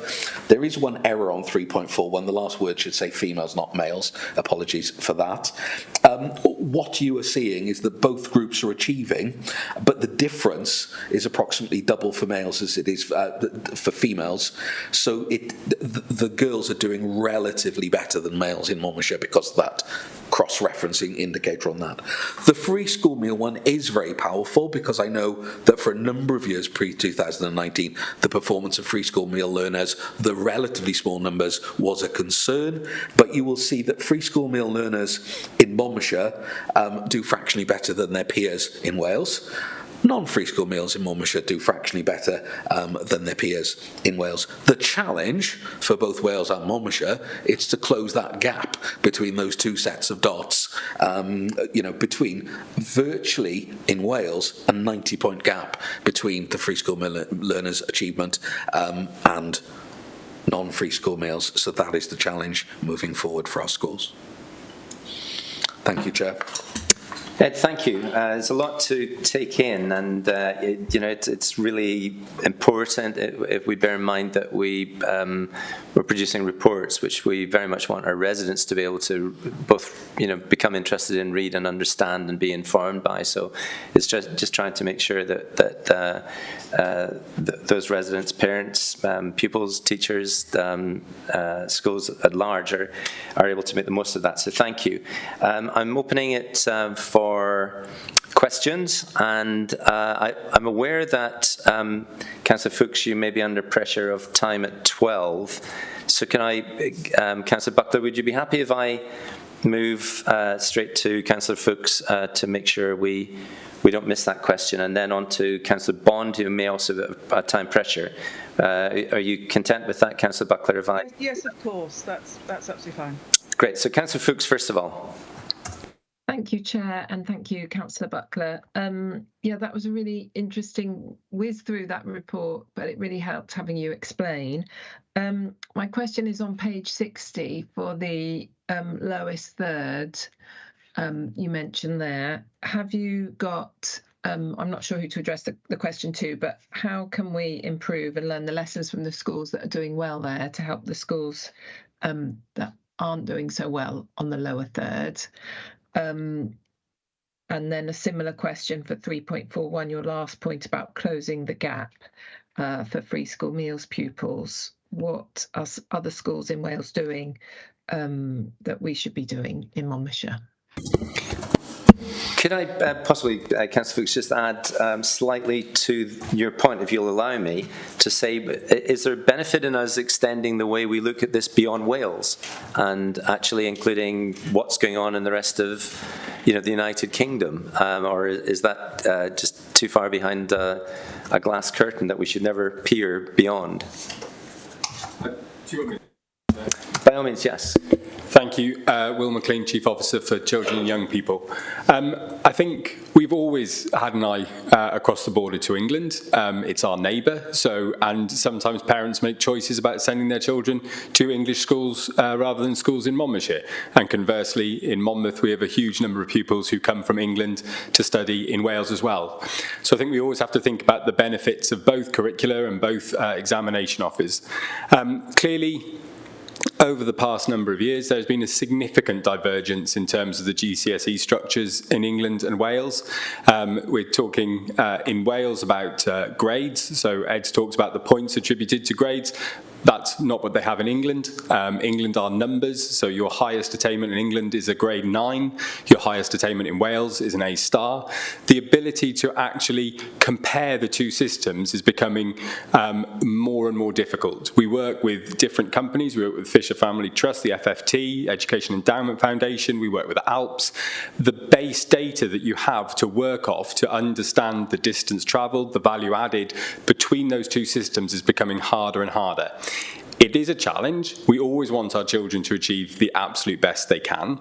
And there are some challenges within both of the systems in how you actually are able to demonstrate that. So I think if we look to England, we look to England in terms of what the very best teaching and learning looks like and what that practice is and how that can be brought into classrooms. But actually using the examination outcomes to determine that is far harder now. Thank you, Will. And I want to come straight back to the questions that Councillor Fuchs raised, which were, first of all, about the lower third and what might be learned from the higher performing, and moving on to 3.41, closing the gap in regard to free school meals. I think those were the two key questions from Councillor Fuchs. Thank you, Ed. Thank you, Chair. Thank you, Councillor Fuchs. I do have a colleague, I'm not sure who may come on this, but Alexis Edwards, who's Principal School Improvement Partner linked to Monmouthshire as well, who would have detail on individual schools. But I would talk about broadly our programmes of what we do within the business plan. We came to the business plan last spring on that. The programmes of support for learners, we have literally, across the region, heading for 10,000 attendances at professional learning, networking opportunities, the work of school improvement partners who are experienced heads who go into our schools, ensure that there is cross-fertilisation. Many of our school improvement partners, particularly in secondary, we don't stick within just the region. We use experienced heads from outside the region as well to bring in experience of. Ultimately, the performance on these measures, for me, is down to two main components. The one main component is the absolute right provision for our learners, that they are getting the right range of qualifications that are on offer selected for them, but then ultimately the quality of teaching, and the third factor underpinning both of those is the quality of leadership within the school for getting those elements right.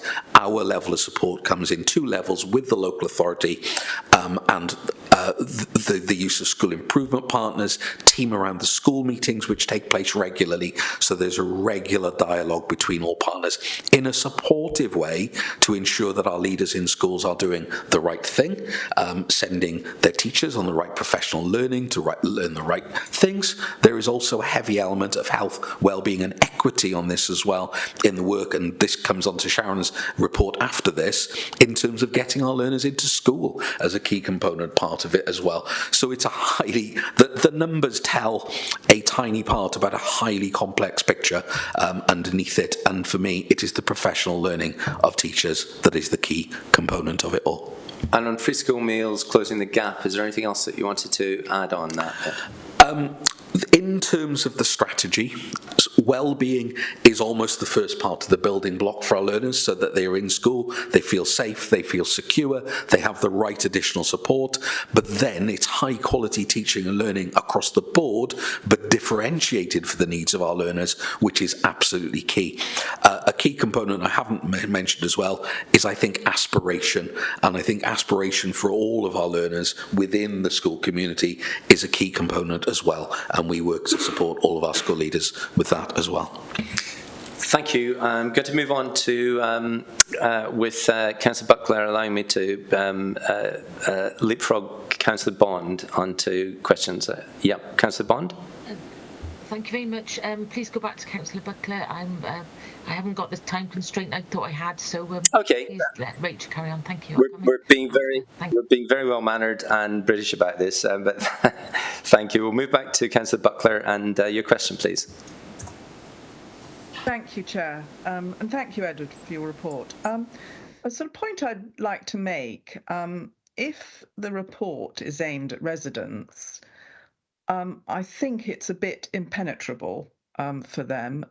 The sort of acronyms can be baffling, for people who are not immersed as you are. Of course, you and the officers are completely au fait, but it would be good to look at a report like this and try not to dumb it down, because we want to know the facts, but actually have a lay reader in mind, because I think they'll get more out of it and understand more. So I'll be interested in your views on that. Comparing with the family average, now the family average, it seems that the family you're looking at is quite narrow. I sort of pick up on the point that the chair made, really, that could we be comparing more in a wider sense with England and Wales and obviously each county in Wales, but surely our aim is that our children's education gets better So we actually need to sort of test ourselves rather. And I know I take the point of Will McLean's point that it's difficult to compare because we now have a different system of scoring. You know, you mentioned 9 and A stars, but surely it's possible. And are you satisfied with the attainment that we have here in Monmouthshire and in Wales for that matter? Because we have the lowest attainment levels in the UK, and this seems to be of concern. And the last point I'd like to make is that the report, this is in point 3.1, the report states that the figures for each year are differently and therefore not comparable, and that we're at a start. But surely there is some way where we can see things more clearly right at the start. It makes it difficult to fathom how we can assess them, and I would like us to really have a view with the residents in mind and give them clarity. So thank you. I'll be really interested to hear what you say.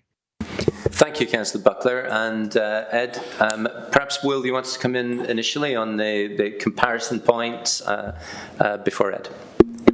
Thank you, Chair, and thanks to Councillor Buckler.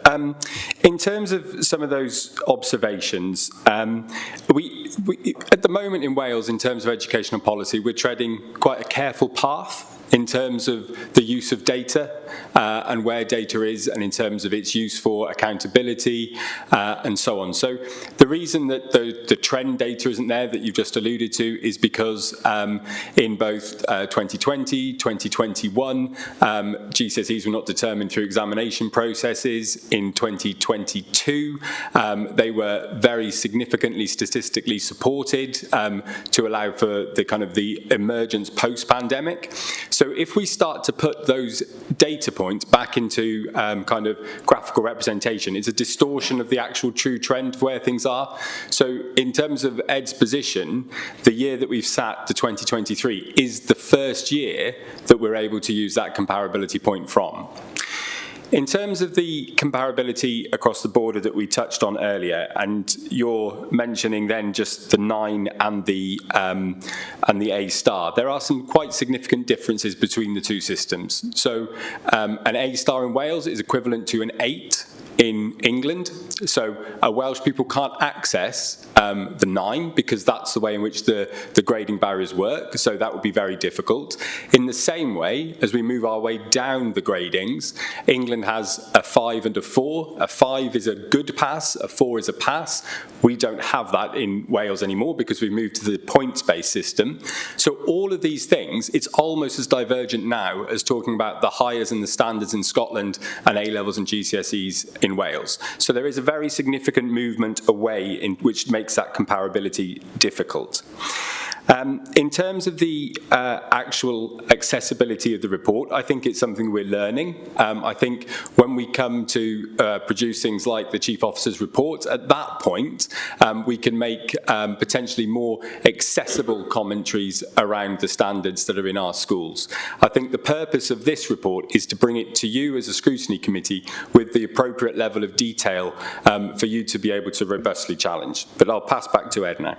Just if I may just expand on that for a second, Will. So the resident, the parent, the student, the teacher looking at this report and listening to what we're describing and recognizing the difficulties that exist within these comparisons, they and we will be trying to pick out, well, so what? What does this tell us? What is the direction of travel? Are we improving? Are some schools improving? Are others less so? Because a generic position is probably not very helpful because we need to bear down on what's happening within all our schools. But if what I'm hearing is correct, we can't compare with our neighbour. And we can't really compare with the last 3 years. So we're in a situation, and you're nodding at that, Will, just for anyone who can't see. So we can't compare with our neighbour, we can't compare with our last 3 years. what do we know other than that we've got a set of numbers for, the current year that gives us any sense of, are we improving or not within our schools in Monmouthshire? I think it's a very fair point, but you're absolutely accurate. So we can compare to, we can't compare because it's not published, the collated data on a county basis across Wales.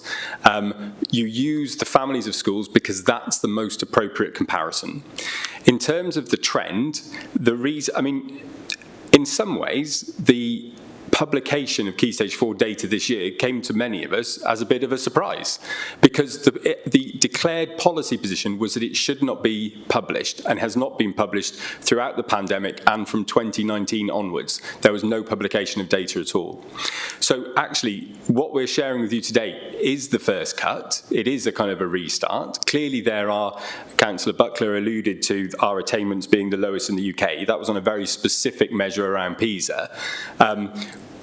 But we do have to surface and make good use of the data that we have, which does allow us, and myself and Sharon and Ed and his colleagues in the AS, to go out and have those conversations with our schools. I think what I would say as Chief Officer is that I am comforted, probably, and no more than that, that we are above the line in terms of family averages and in terms of modelled expectations, and that we perform well as an authority against those modelled expectations at an authority level. Are we performing as a level that I would like to see us perform at? We're not at that level yet. But that will take time, and it will take time for us to see that comparative trend data come through, because we have to treat 23 as our base year. Yeah, and I do sympathise with residents and parents and students and teachers trying to really understand, so what is our relative position? I grant what you're saying, Will. I'm not disputing what you're saying, but I'm just making that point that this must be almost impenetrable for a resident, a pupil, a teacher to understand the relative positions other than by families, which has a limited reference point. So your assurance is very welcome, and also the aspiration that you exude, which is that you're not satisfied with where we want to be, but you will understand that residents will say, well, actually, appreciate that, but actually we need information, because where you would want us to be, Will, I'm sure we'll be in a better place. But what does that mean in real terms is what they'll be I'm sure asking. But I do want to come back to Councillor Buckler's questions, and Ed, if you want to pick up on that. Just briefly to mainly reiterate Will's points, the fact that it is a complex report, it is seeking to be far less complex than the original base data. The audience I had in mind in writing it is you as councillors, as opposed to the general population and public, although happy to do a version of this for the future that is, and we'll attempt to simplify that if that would be helpful. In terms of the comparisons, there are two. It is the family average, it is that line of modelled expectation. They're the ones suggested to us by Welsh Government in terms of the ones that we should use, and you'll notice that this is described as outcome data. Before 2019 it used to be called performance data. It's a subtle change, but a very deliberate one by Welsh Government on the accountability of schools as they emerge from a system wherein 2019 was the last year of full examinations, 2020 was teacher assessed grades, 2021 was centre determined grades, 2021 was a mix of those plus some examinations. We have had entirely different systems of assessment in Wales over the last 3 or 4 years, and it has been done for the best intentions of doing the best by individual learners for the grades that they would get to get them on their next pathway. The actual C plus rate in Wales was 10% higher in a couple of those years than in 2019. This year is a midway point between them. Yes, there could be various complex statistical analysis to be done to compare where they were. I'm not sure they would actually add much value, and they would probably blur the complexity pictures for parents. if you tried to push that data out to them. They wouldn't know what it would mean, would be what I would fear if you did that, and we would spend a lot of time analysing that as well, rather than looking at the important thing, and the important part of the work which was referred to in the previous question was, what's actually going on in school? What's the leadership? What's the provision like? What's the quality of teaching and learning like, is what I would say. To a range of very important questions. Thank you, Ed. And Councillor Buckler, were there any further points or any clarifications you wanted to make to those responses? Because you open up some very interesting aspects. Yes, thank you, Chair. I would like to come back, actually. I think, Edward, your point about it being, the report being for this committee, which is absolutely right, but I genuinely think that residents should be able to access what we are discussing. It's an incredibly important subject, and it matters to so many people in this county. And I think it was extremely interesting hearing Will's explanation. And regarding comparisons, the fact that, obviously in the pandemic things were so different, put it in the report. I don't think it has to be simplified, this. It just has to be clarified. And I'm very interested to know, why has Wales diverged so much from England?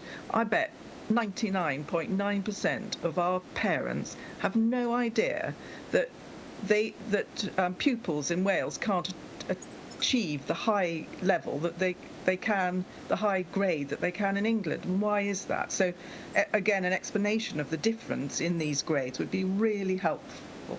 Thank you. Thank you, Councillor Buckler. And just on that particular point, Will, if you wanted to perhaps just respond to that. Absolutely fine. Thank you, Councillor Buckler. So the divergence is because education is devolved to Wales, and the direction of travel, the new curriculum has been determined by Welsh Government through their policy direction, hence difference. The comparison, I think if you were asking certain members of the Welsh policy making, they would say that the curriculum in England has become too constrained and focused on grades. So there's balances always in education about the breadth of curriculum, about its depth and so on, and how we hold those. And at the moment, we have two systems working in slightly different directions. Thank you, Will. And that might not be satisfying in terms of the response, but it's accurate, Councillor Buckler. So I think we need to move on. So Councillor Bond. Thank you, Chair, and thank you very much for the report. Really agree that this report is difficult, maybe difficult for residents to read, so I really understand and thank you, applaud that view of perhaps adapting it a little bit so people can understand better. You mentioned about relating it to the UK. Is it possible to just relate black and white passes, fails? Is that just, can we just have a basic measure in that way, something, because we don't need to get quite as over complex perhaps in the relating to how they differ, their system. Also, why free school meals is less than, obviously that's linked to the Marmot report and whatever, and what are we doing about it? And particularly as a councillor for Caldecott, West End, I'm really interested in why Caldecott is not doing so well. Is that linked to any of the recent measures and activities that have been going on in Caldecott? Thank you very much. Thank you, Councillor Bond. And on the issue that Councillor Bond's raising, that Councillor Buckler had raised, I briefly mentioned as well about the capacity for residents or anyone outside this room to fully engage with the report, let alone really understand it. If I just try and constructively help with a thought on that, if you look at the key issues in the report, they're more about key issues about process than they are about what is this information telling us. And I think that it would be very helpful to see brought up front into a report for that could be comprehensible to all of us, but that includes residents less familiar with this territory, to actually see what does this tell us in the key issues, as opposed to more about the process in terms of the key issues. But that's intended to be helpful, by the way, Ed. It's not a criticism.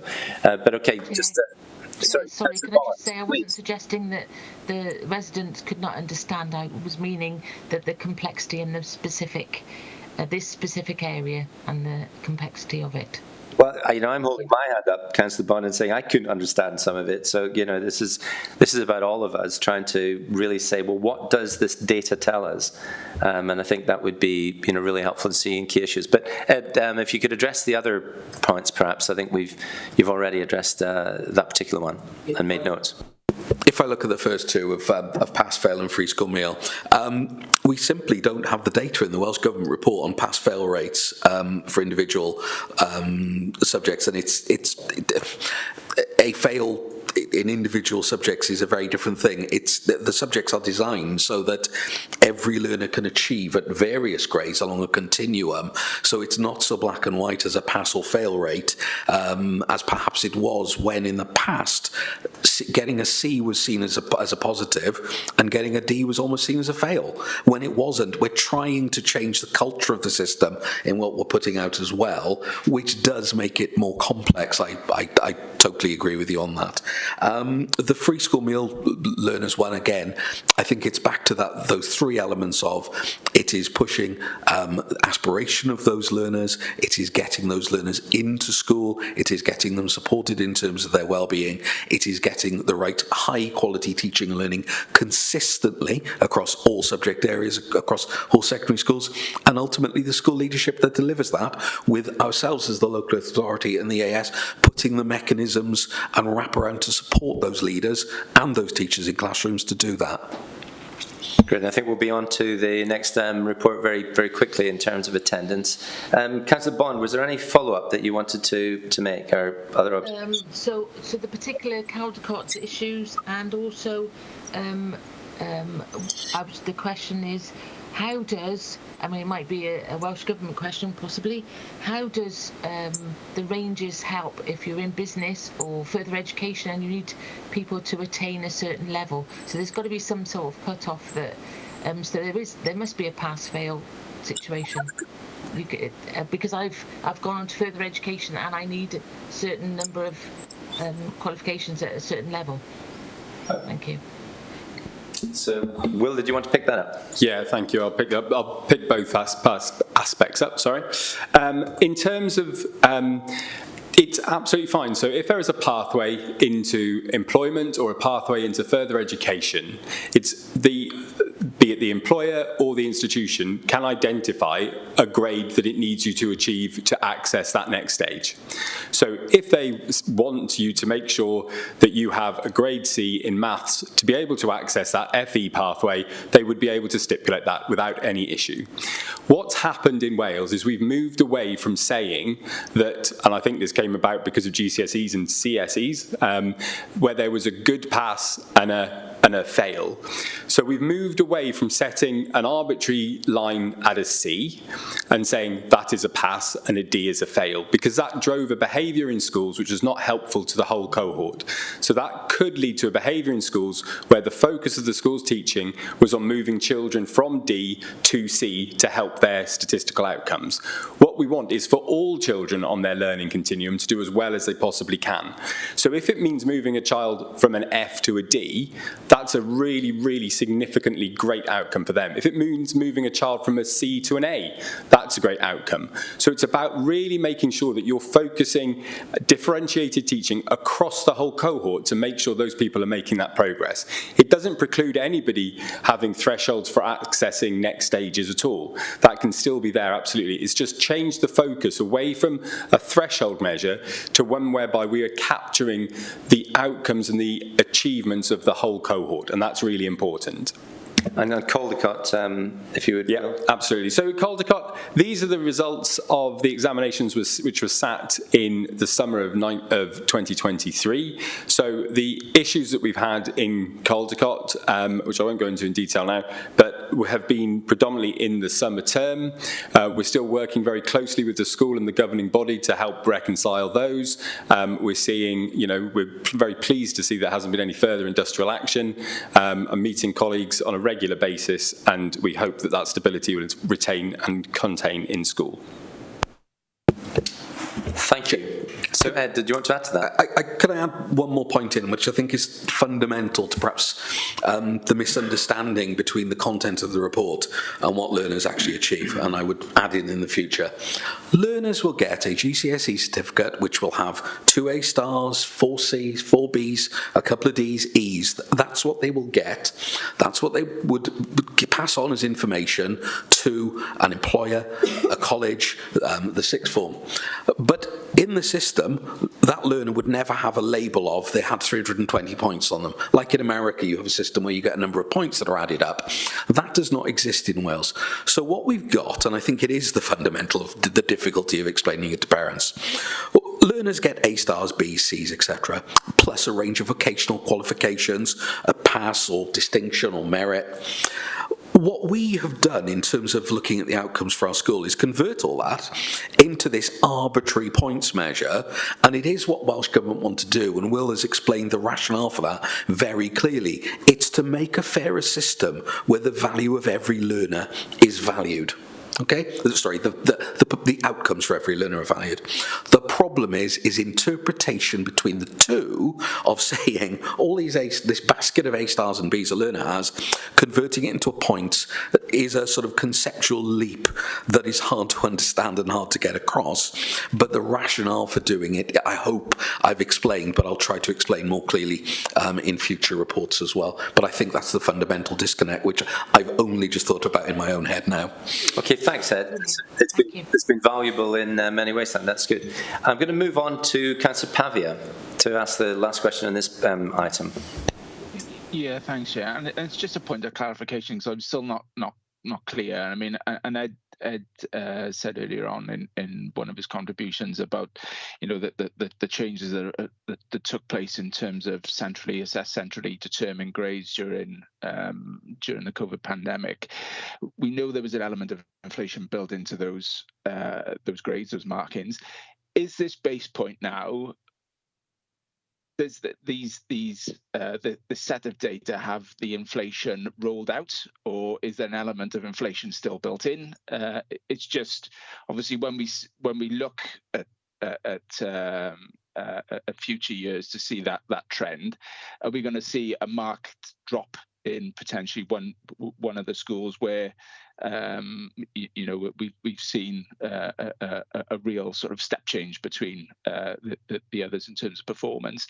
So I just need to understand that. Is the inflation built in? Is it half built in? Is it fully rolled out now? Just where are we in terms of that baseline? Thank you, Councillor Pavia, and I'll ask Will just to quickly respond on that, and Ed, any other points. This is inflation as we are not currently describing inflation in multiple conversations. This is about inflation in exam results for anyone looking at that. But straight over to Ed. Yeah, nationally, it's a line in 3.1 which I've included. In 2023, national outcomes are lower than 22, 21 and 20, but not as low as 2019. So we haven't gone back to that 2019 line. We're not quite there. For the future, I can see this as being a genuine baseline. Okay. However, there are, as the new curriculum rolls in, forecast changes to GCSEs coming from learners in about 4 or 5 years' time, when those will come in as well. There are a huge number of variables in analysing year-on-year data, not least the individual cohorts as well, and there's context data on those as well. So it is a baseline, but it's not a cast iron one. I suppose behind Councillor Pavia's question also lies, is there any short-term artificial relaxation in the marking regime that might deliver what we're talking about broadly is inflation in exam results? And if that's now gone, then it might be a more a reasonable approach to regard this as a new baseline. So 2019 was the last year of examinations which were pre-pandemic and are taken as the last point of reference. 2021 were both centre-determined or school-determined grades. In 2022, the return to examinations was halfway between the outcomes in 21 and 2019. And again, to Councillor Buckler's earlier point, in this year, in 23, Wales had an intervention to soften that again by halfway between last year's point and 2019. England did not. So England returned to 2019 last year. So again, these differences between the two systems are quite significant. So this is our true baseline. This is the point at which Welsh Government have determined to play it out. There will potentially be a small statistical kind of referencing point through the examination marking next year, but this is the year in which Welsh Government have said this is to be it. So hopefully that won't be a significant impact, Councillor Pavia, but we'll see where we kind of how that trend takes us. Thank you, and Councillor Pavia, you're content in the responses. Yeah, thank you. We'll move on. I move this report, which is to receive the report for information, and we'll move on to item number 6, which is on. We've already started to describe some of this or ask questions around some of this, so I think the link is very helpful indeed. And we'll move on to school attendance, scrutiny of the latest school attendance data. Thank you, Chair. Do you want me to introduce them? If you would. Thank you, Chair. This is the scrutiny of attendance data, but it's also in the context of looking at the impact of our education welfare service, which takes a solutions-focused, multidisciplinary and holistic way of re-engaging and engaging with pupils to encourage them back into school where they can feel safe, supported and able to learn.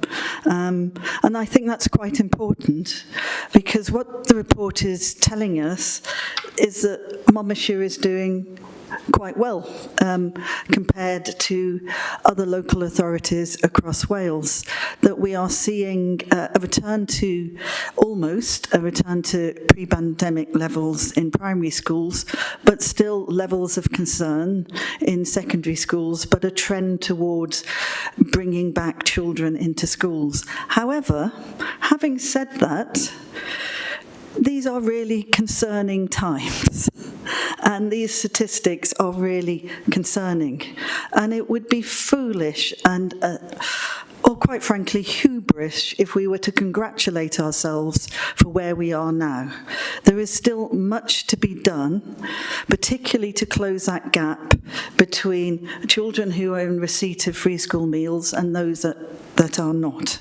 And I do want to make that clear now, because I think this is an opportunity to reflect on where we are and what is working and the good practice, and what more we will need to do to ensure that those children and their families which want to choose in-school learning, all of them feel able to pass through the gates, feel safe, feel supported, and feel in a learning environment which is there to engage them to fulfill their potential, which I think is what our aim is actually about. Thank you. Thank you. Thank you. Just to introduce the report as an overview, this report is produced through our EWS team as part of their annual self-evaluation process. And as Councillor Brocklesby has said, it also looks at the role of the EWS and the impact they have on the service.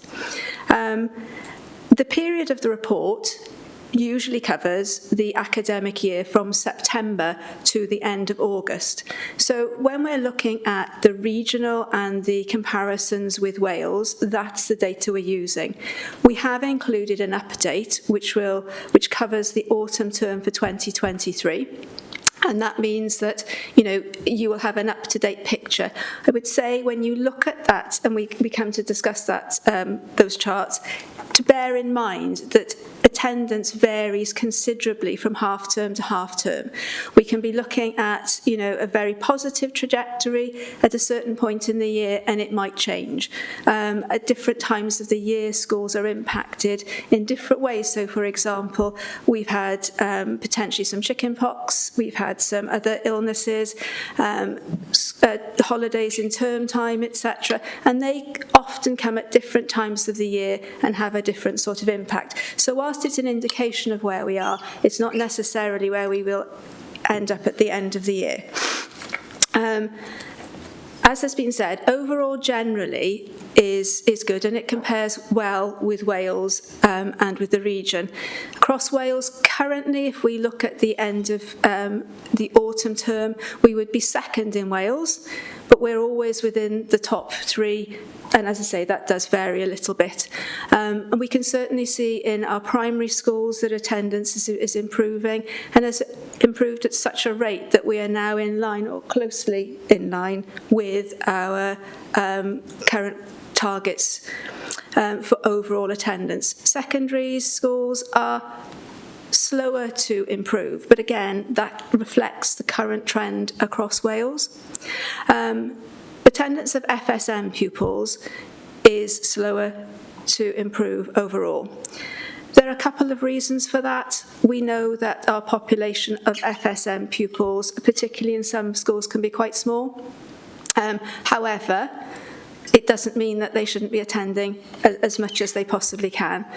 But it's particularly evident that the road to recovery for FSM attendance is not as swift at the moment in our secondary schools as it is in our primary schools.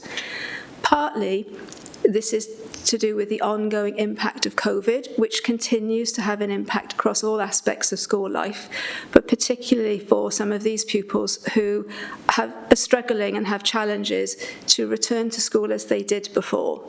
We're finding that the cases of pupils who are not engaging as we would like them to are more complex than ever they've been before. Our caseloads are, and the support from the EWS team is far wider than it used to be, and more intensive in order to support these children back to school. It is a focus, and we've discussed that in all of our meetings with our secondary schools, and we know individually the pupils that are causing this concern and where they're being supported, and what their needs are beyond just being a pupil who is FSM. So from that point of view, whilst we are making progress, we do realise that there is quite a way to go with that. We will be obviously then working with our schools closely, and we will also be implementing the new belonging, engaging and participating guidance and the new assessment framework, which will help to ensure that our systems are more robust and the support to schools is more targeted, particularly in relation to these pupils. Overall, our attendance is considered to be strong and robust and effective in our primary schools, and only minor elements that Estin have reported on in the period when they were inspected, and we've only had 2 schools in this period that have been inspected in the secondary sector. I'm happy to take questions from anyone. Thank you. Thanks for that overview. But I think it might be useful just to pull out some of the key numbers that rather than just the words to describe them. So please correct me if I'm reading any of these numbers out in any misleading or wrong way. But the report seems to be saying that the percentage of pupil attendance at primary level is now 90, well, for 22-23 it was 92.9, and that's overall. At the autumn term and towards the end of last year, it was looking slightly encouragingly up to about 94%, and historic comparison 2018-19 is 95%. So I think that is your point about recovering to close to where we were. The question, I suppose, is where we were good, or is it simply unacceptable at 5% of pupils overall on any given day are not at school. On the secondary school, the table, I'm flipping past the free school meals pupils in primary in order to focus on secondary, as you yourself are doing. And the same comparisons, what your report is picking out is that for 22-23, 88.1% of attendance at secondary level, 88.1%. And that has slightly improved to 88.4 by the latest measure at the end of last year, calendar year. And those numbers, 88.1, 88.4, they compare with the pre-pandemic 2018-19 of 95.1. So, however we cut that, it's something of the order of 7 percentage points below where we were previously. And that's for across secondary schools. But if we home in on free school meal pupils, the numbers were slightly hard to believe this, but they were 78.7% attendance for 22-23. In other words, 21.3% of students, pupils in secondary schools on any given day not being present. And that slightly improved for the period up to the end of October, but then it came down again by the end of December. So that one has got a bit of a troubling kind of appearance. It's not looking to be a trajectory that's steadily improving. And so the 78.7 or 79% compares with the pre-pandemic of 90.8%, which alone must surely be worrying. The order of 9% of pupils not attending, but that is now deteriorated to something of the order of 21%. And it's really just to make sure that we start off with an understanding that that is the information in the report. Unless I've misrepresented it, please do correct me if I'm wrong. That sounds correct, yeah. That is correct. Yes. Great. So we're opening up the session then for questions. And Councillor Bond. Thank you very much, Chair. Thank you again. Another good report. Thank you. Again, thinking about the residents and reading it, maybe some clarification of what percentage means in numbers, maybe, and also versus the UK, which is what we mentioned before, would be useful, possibly. So maybe also the range and median may be useful, because average tells another story, doesn't it, depending on how many people are in any particular group. Table 71, I noticed, has on page 71, it was page 71. On table 1, has a different x-axis, y-axis to table 2 and table 3. I wonder if there's a way that where we're nearing on 100, we could have all the tables of a similar axis, please, so that we can actually directly compare them, because we can't really see the difference. And especially on table 4, it says significantly above region, but you can't really see, it's 88, 89, whatever percentage. On page 10, which are the schools 1, 2, 3 and 4, please? And what's the difference why there's difference in the schools, and what are the plans, please? So your last point, Councillor Bond, on page 10. Page 10,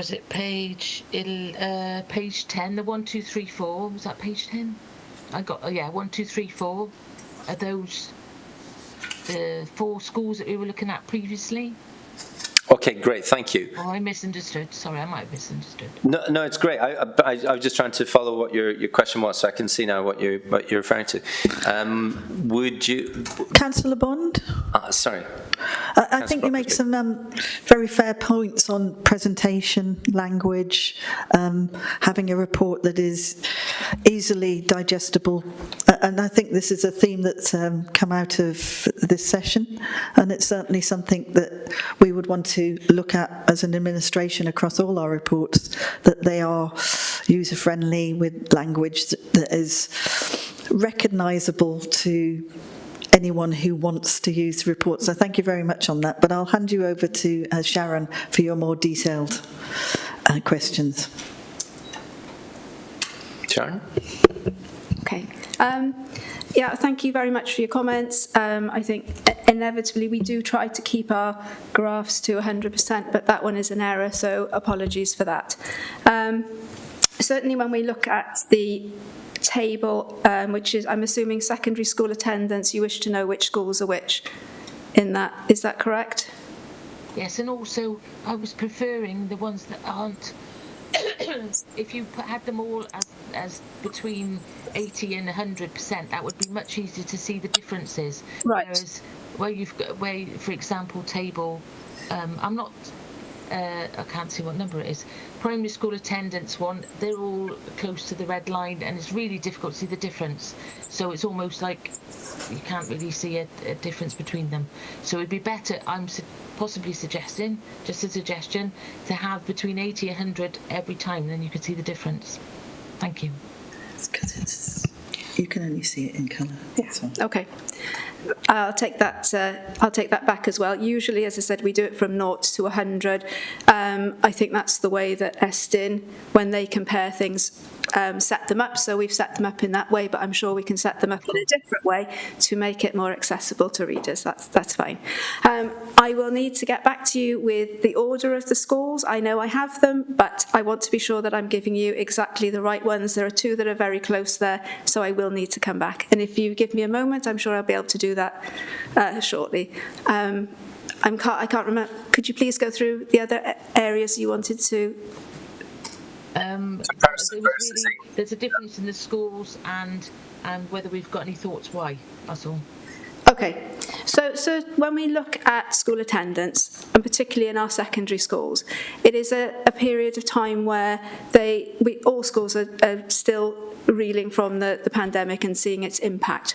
It's particularly evident in our secondary schools, and more evident in some secondary schools than others. Looking at the proportion of pupils, for example, who are not in school at the moment and not engaging through mental health and anxiety, has increased significantly and still continues to increase. Schools are working very hard with the EWS service to engage pupils in school, but there are times when wider services are required to support these pupils and their families in order for them to re-engage, and some of the waiting times are quite long, particularly if we're looking at CAMS support, etc., and some health support. And so that, depending on the nature and the reason why pupils are not attending, can certainly have an impact on that overall. It doesn't mean that the work isn't going in there, it doesn't mean that schools aren't supporting and that we're not supporting, but we are constrained in some respects where we're looking at some of our wider services.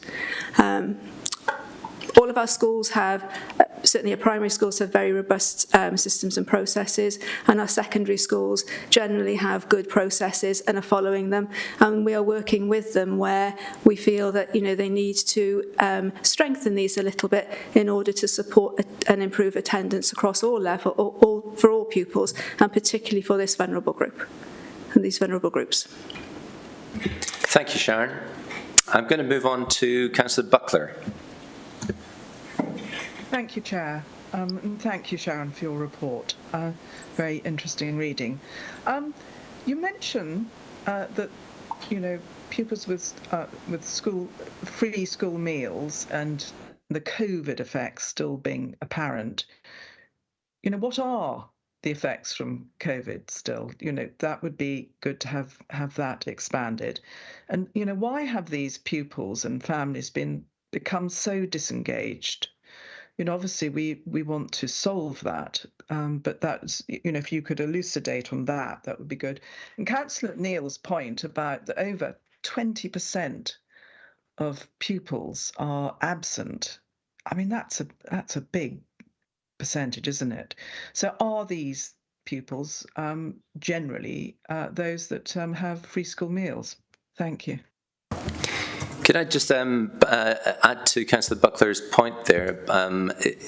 Is the significant level of non-attendance driven by a relatively small number of pupils who are not attending a great deal of time, or is it spread more evenly across the student body? If I could just add that to Councillor Buckler's question. Who wants to pick this one up? Sharon? Perhaps if I just offer a couple of kind of observations, then come back to Sharon for the detail. Okay. I think it's very difficult to understate the very profound effect that the pandemic had on a cohort of our learners. And we are seeing a level of anxiety and levels of aversion to structure, which I don't think we'd ever anticipated or experienced before. And I think that is a key driver in terms of that free school meal cohort. That's very, very difficult for us to manage. And as Sharon has rightly said, it does rely then on different types of interventions. It relies then on colleagues in the health services, in terms of different colleagues within our own teams and directorates, to actually work together in a very kind of holistic way to support those learners. So I think that's the one big caveat to all of the secondary attendance piece, is that COVID had a huge, huge impact. And I think if you were supported through the pandemic in a way which kind of retained a structured access to education, however that was, structured at home or whatever, then I think your return to formal education was significantly easier. Where that didn't happen, I think we've seen a really significant tail of that to come. But I'll pass back to Sharon. Thank you, Will. Sharon. Thanks, Will.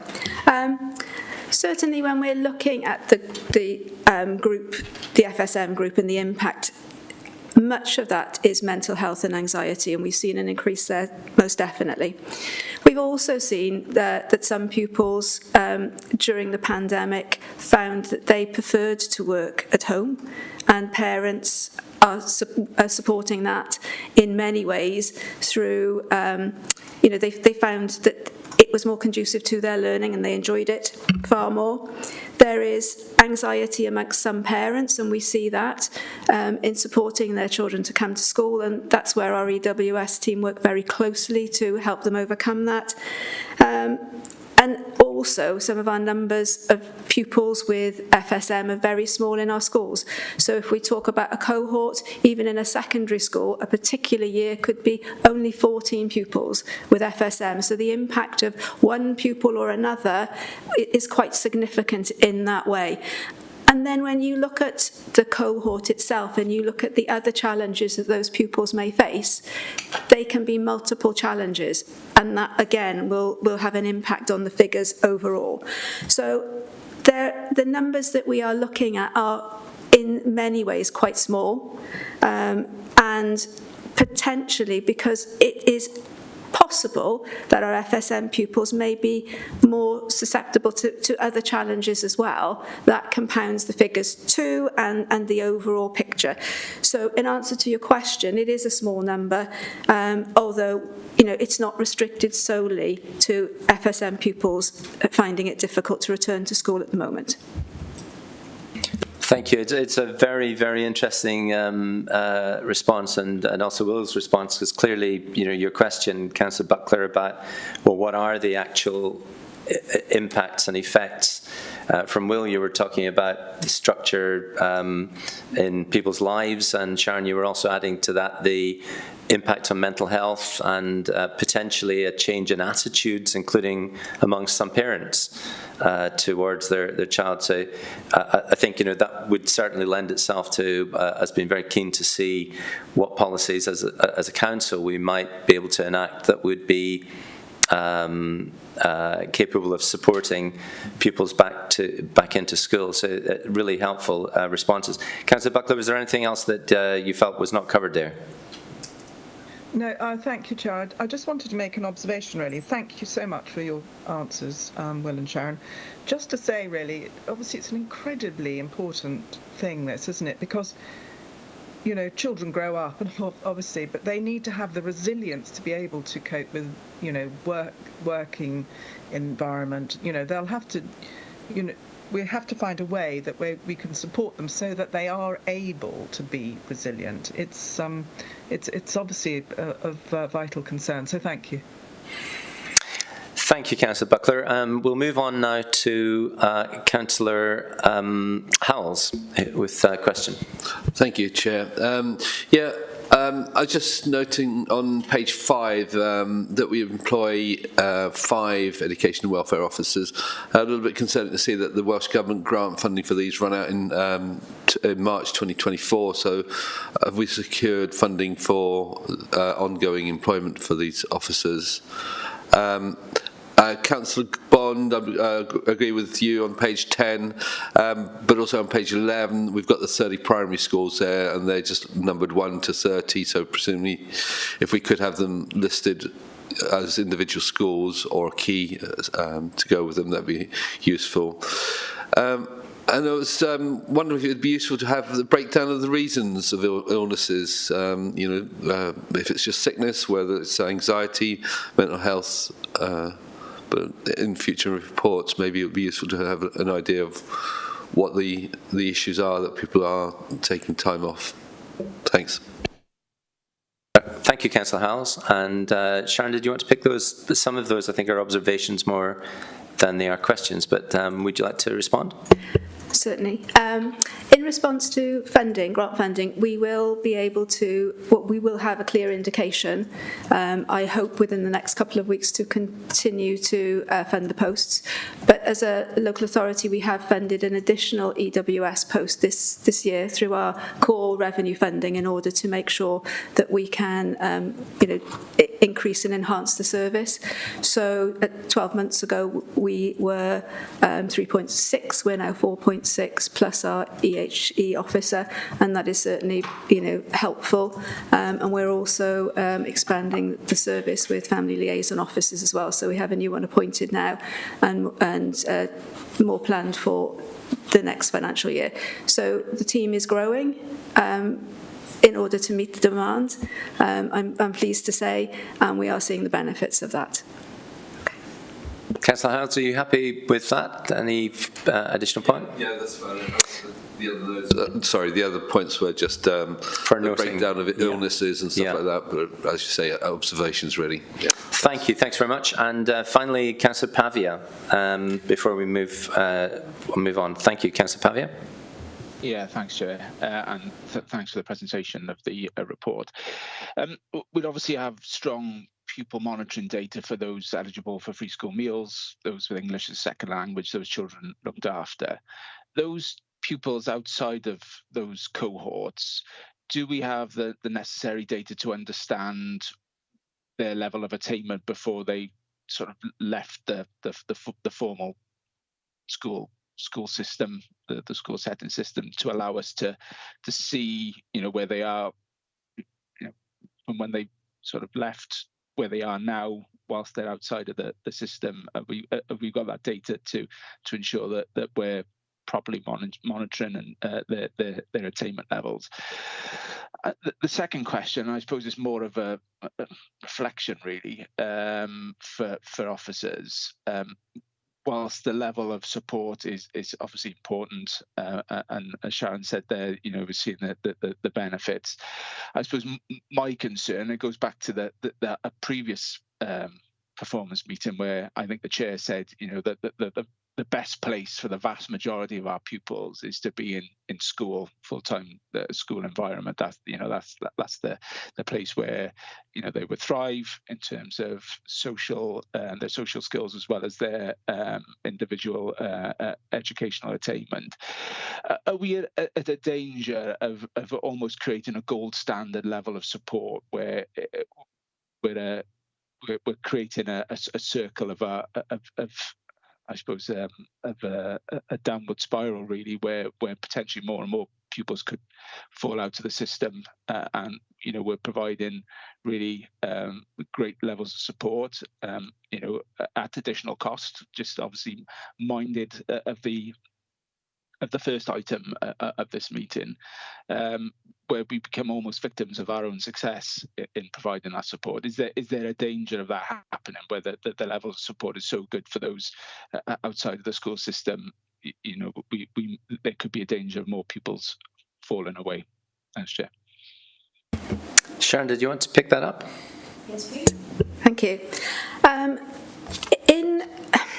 In response to your first question, talking about school attainment levels, there's a responsibility for a school to ensure that pupils are supported, be they home or school, if they are able to do so. So, for example, if there is an indication that a pupil shouldn't be learning at a particular point, well, they wouldn't have access to some, obviously some academic work to do, but they will still be supported.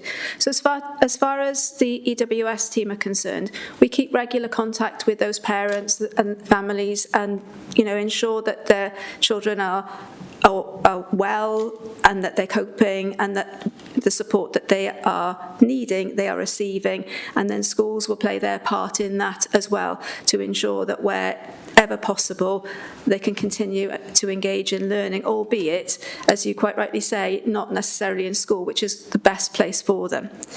I would also come on to your second point about, are we victims of our success? We support the pupils who need to be supported at the time they need to be supported. When a pupil leaves the school, for whatever reason that they're not attending, it is always our aim to get them back into school. And we are successful in many cases where children return to school and stay there.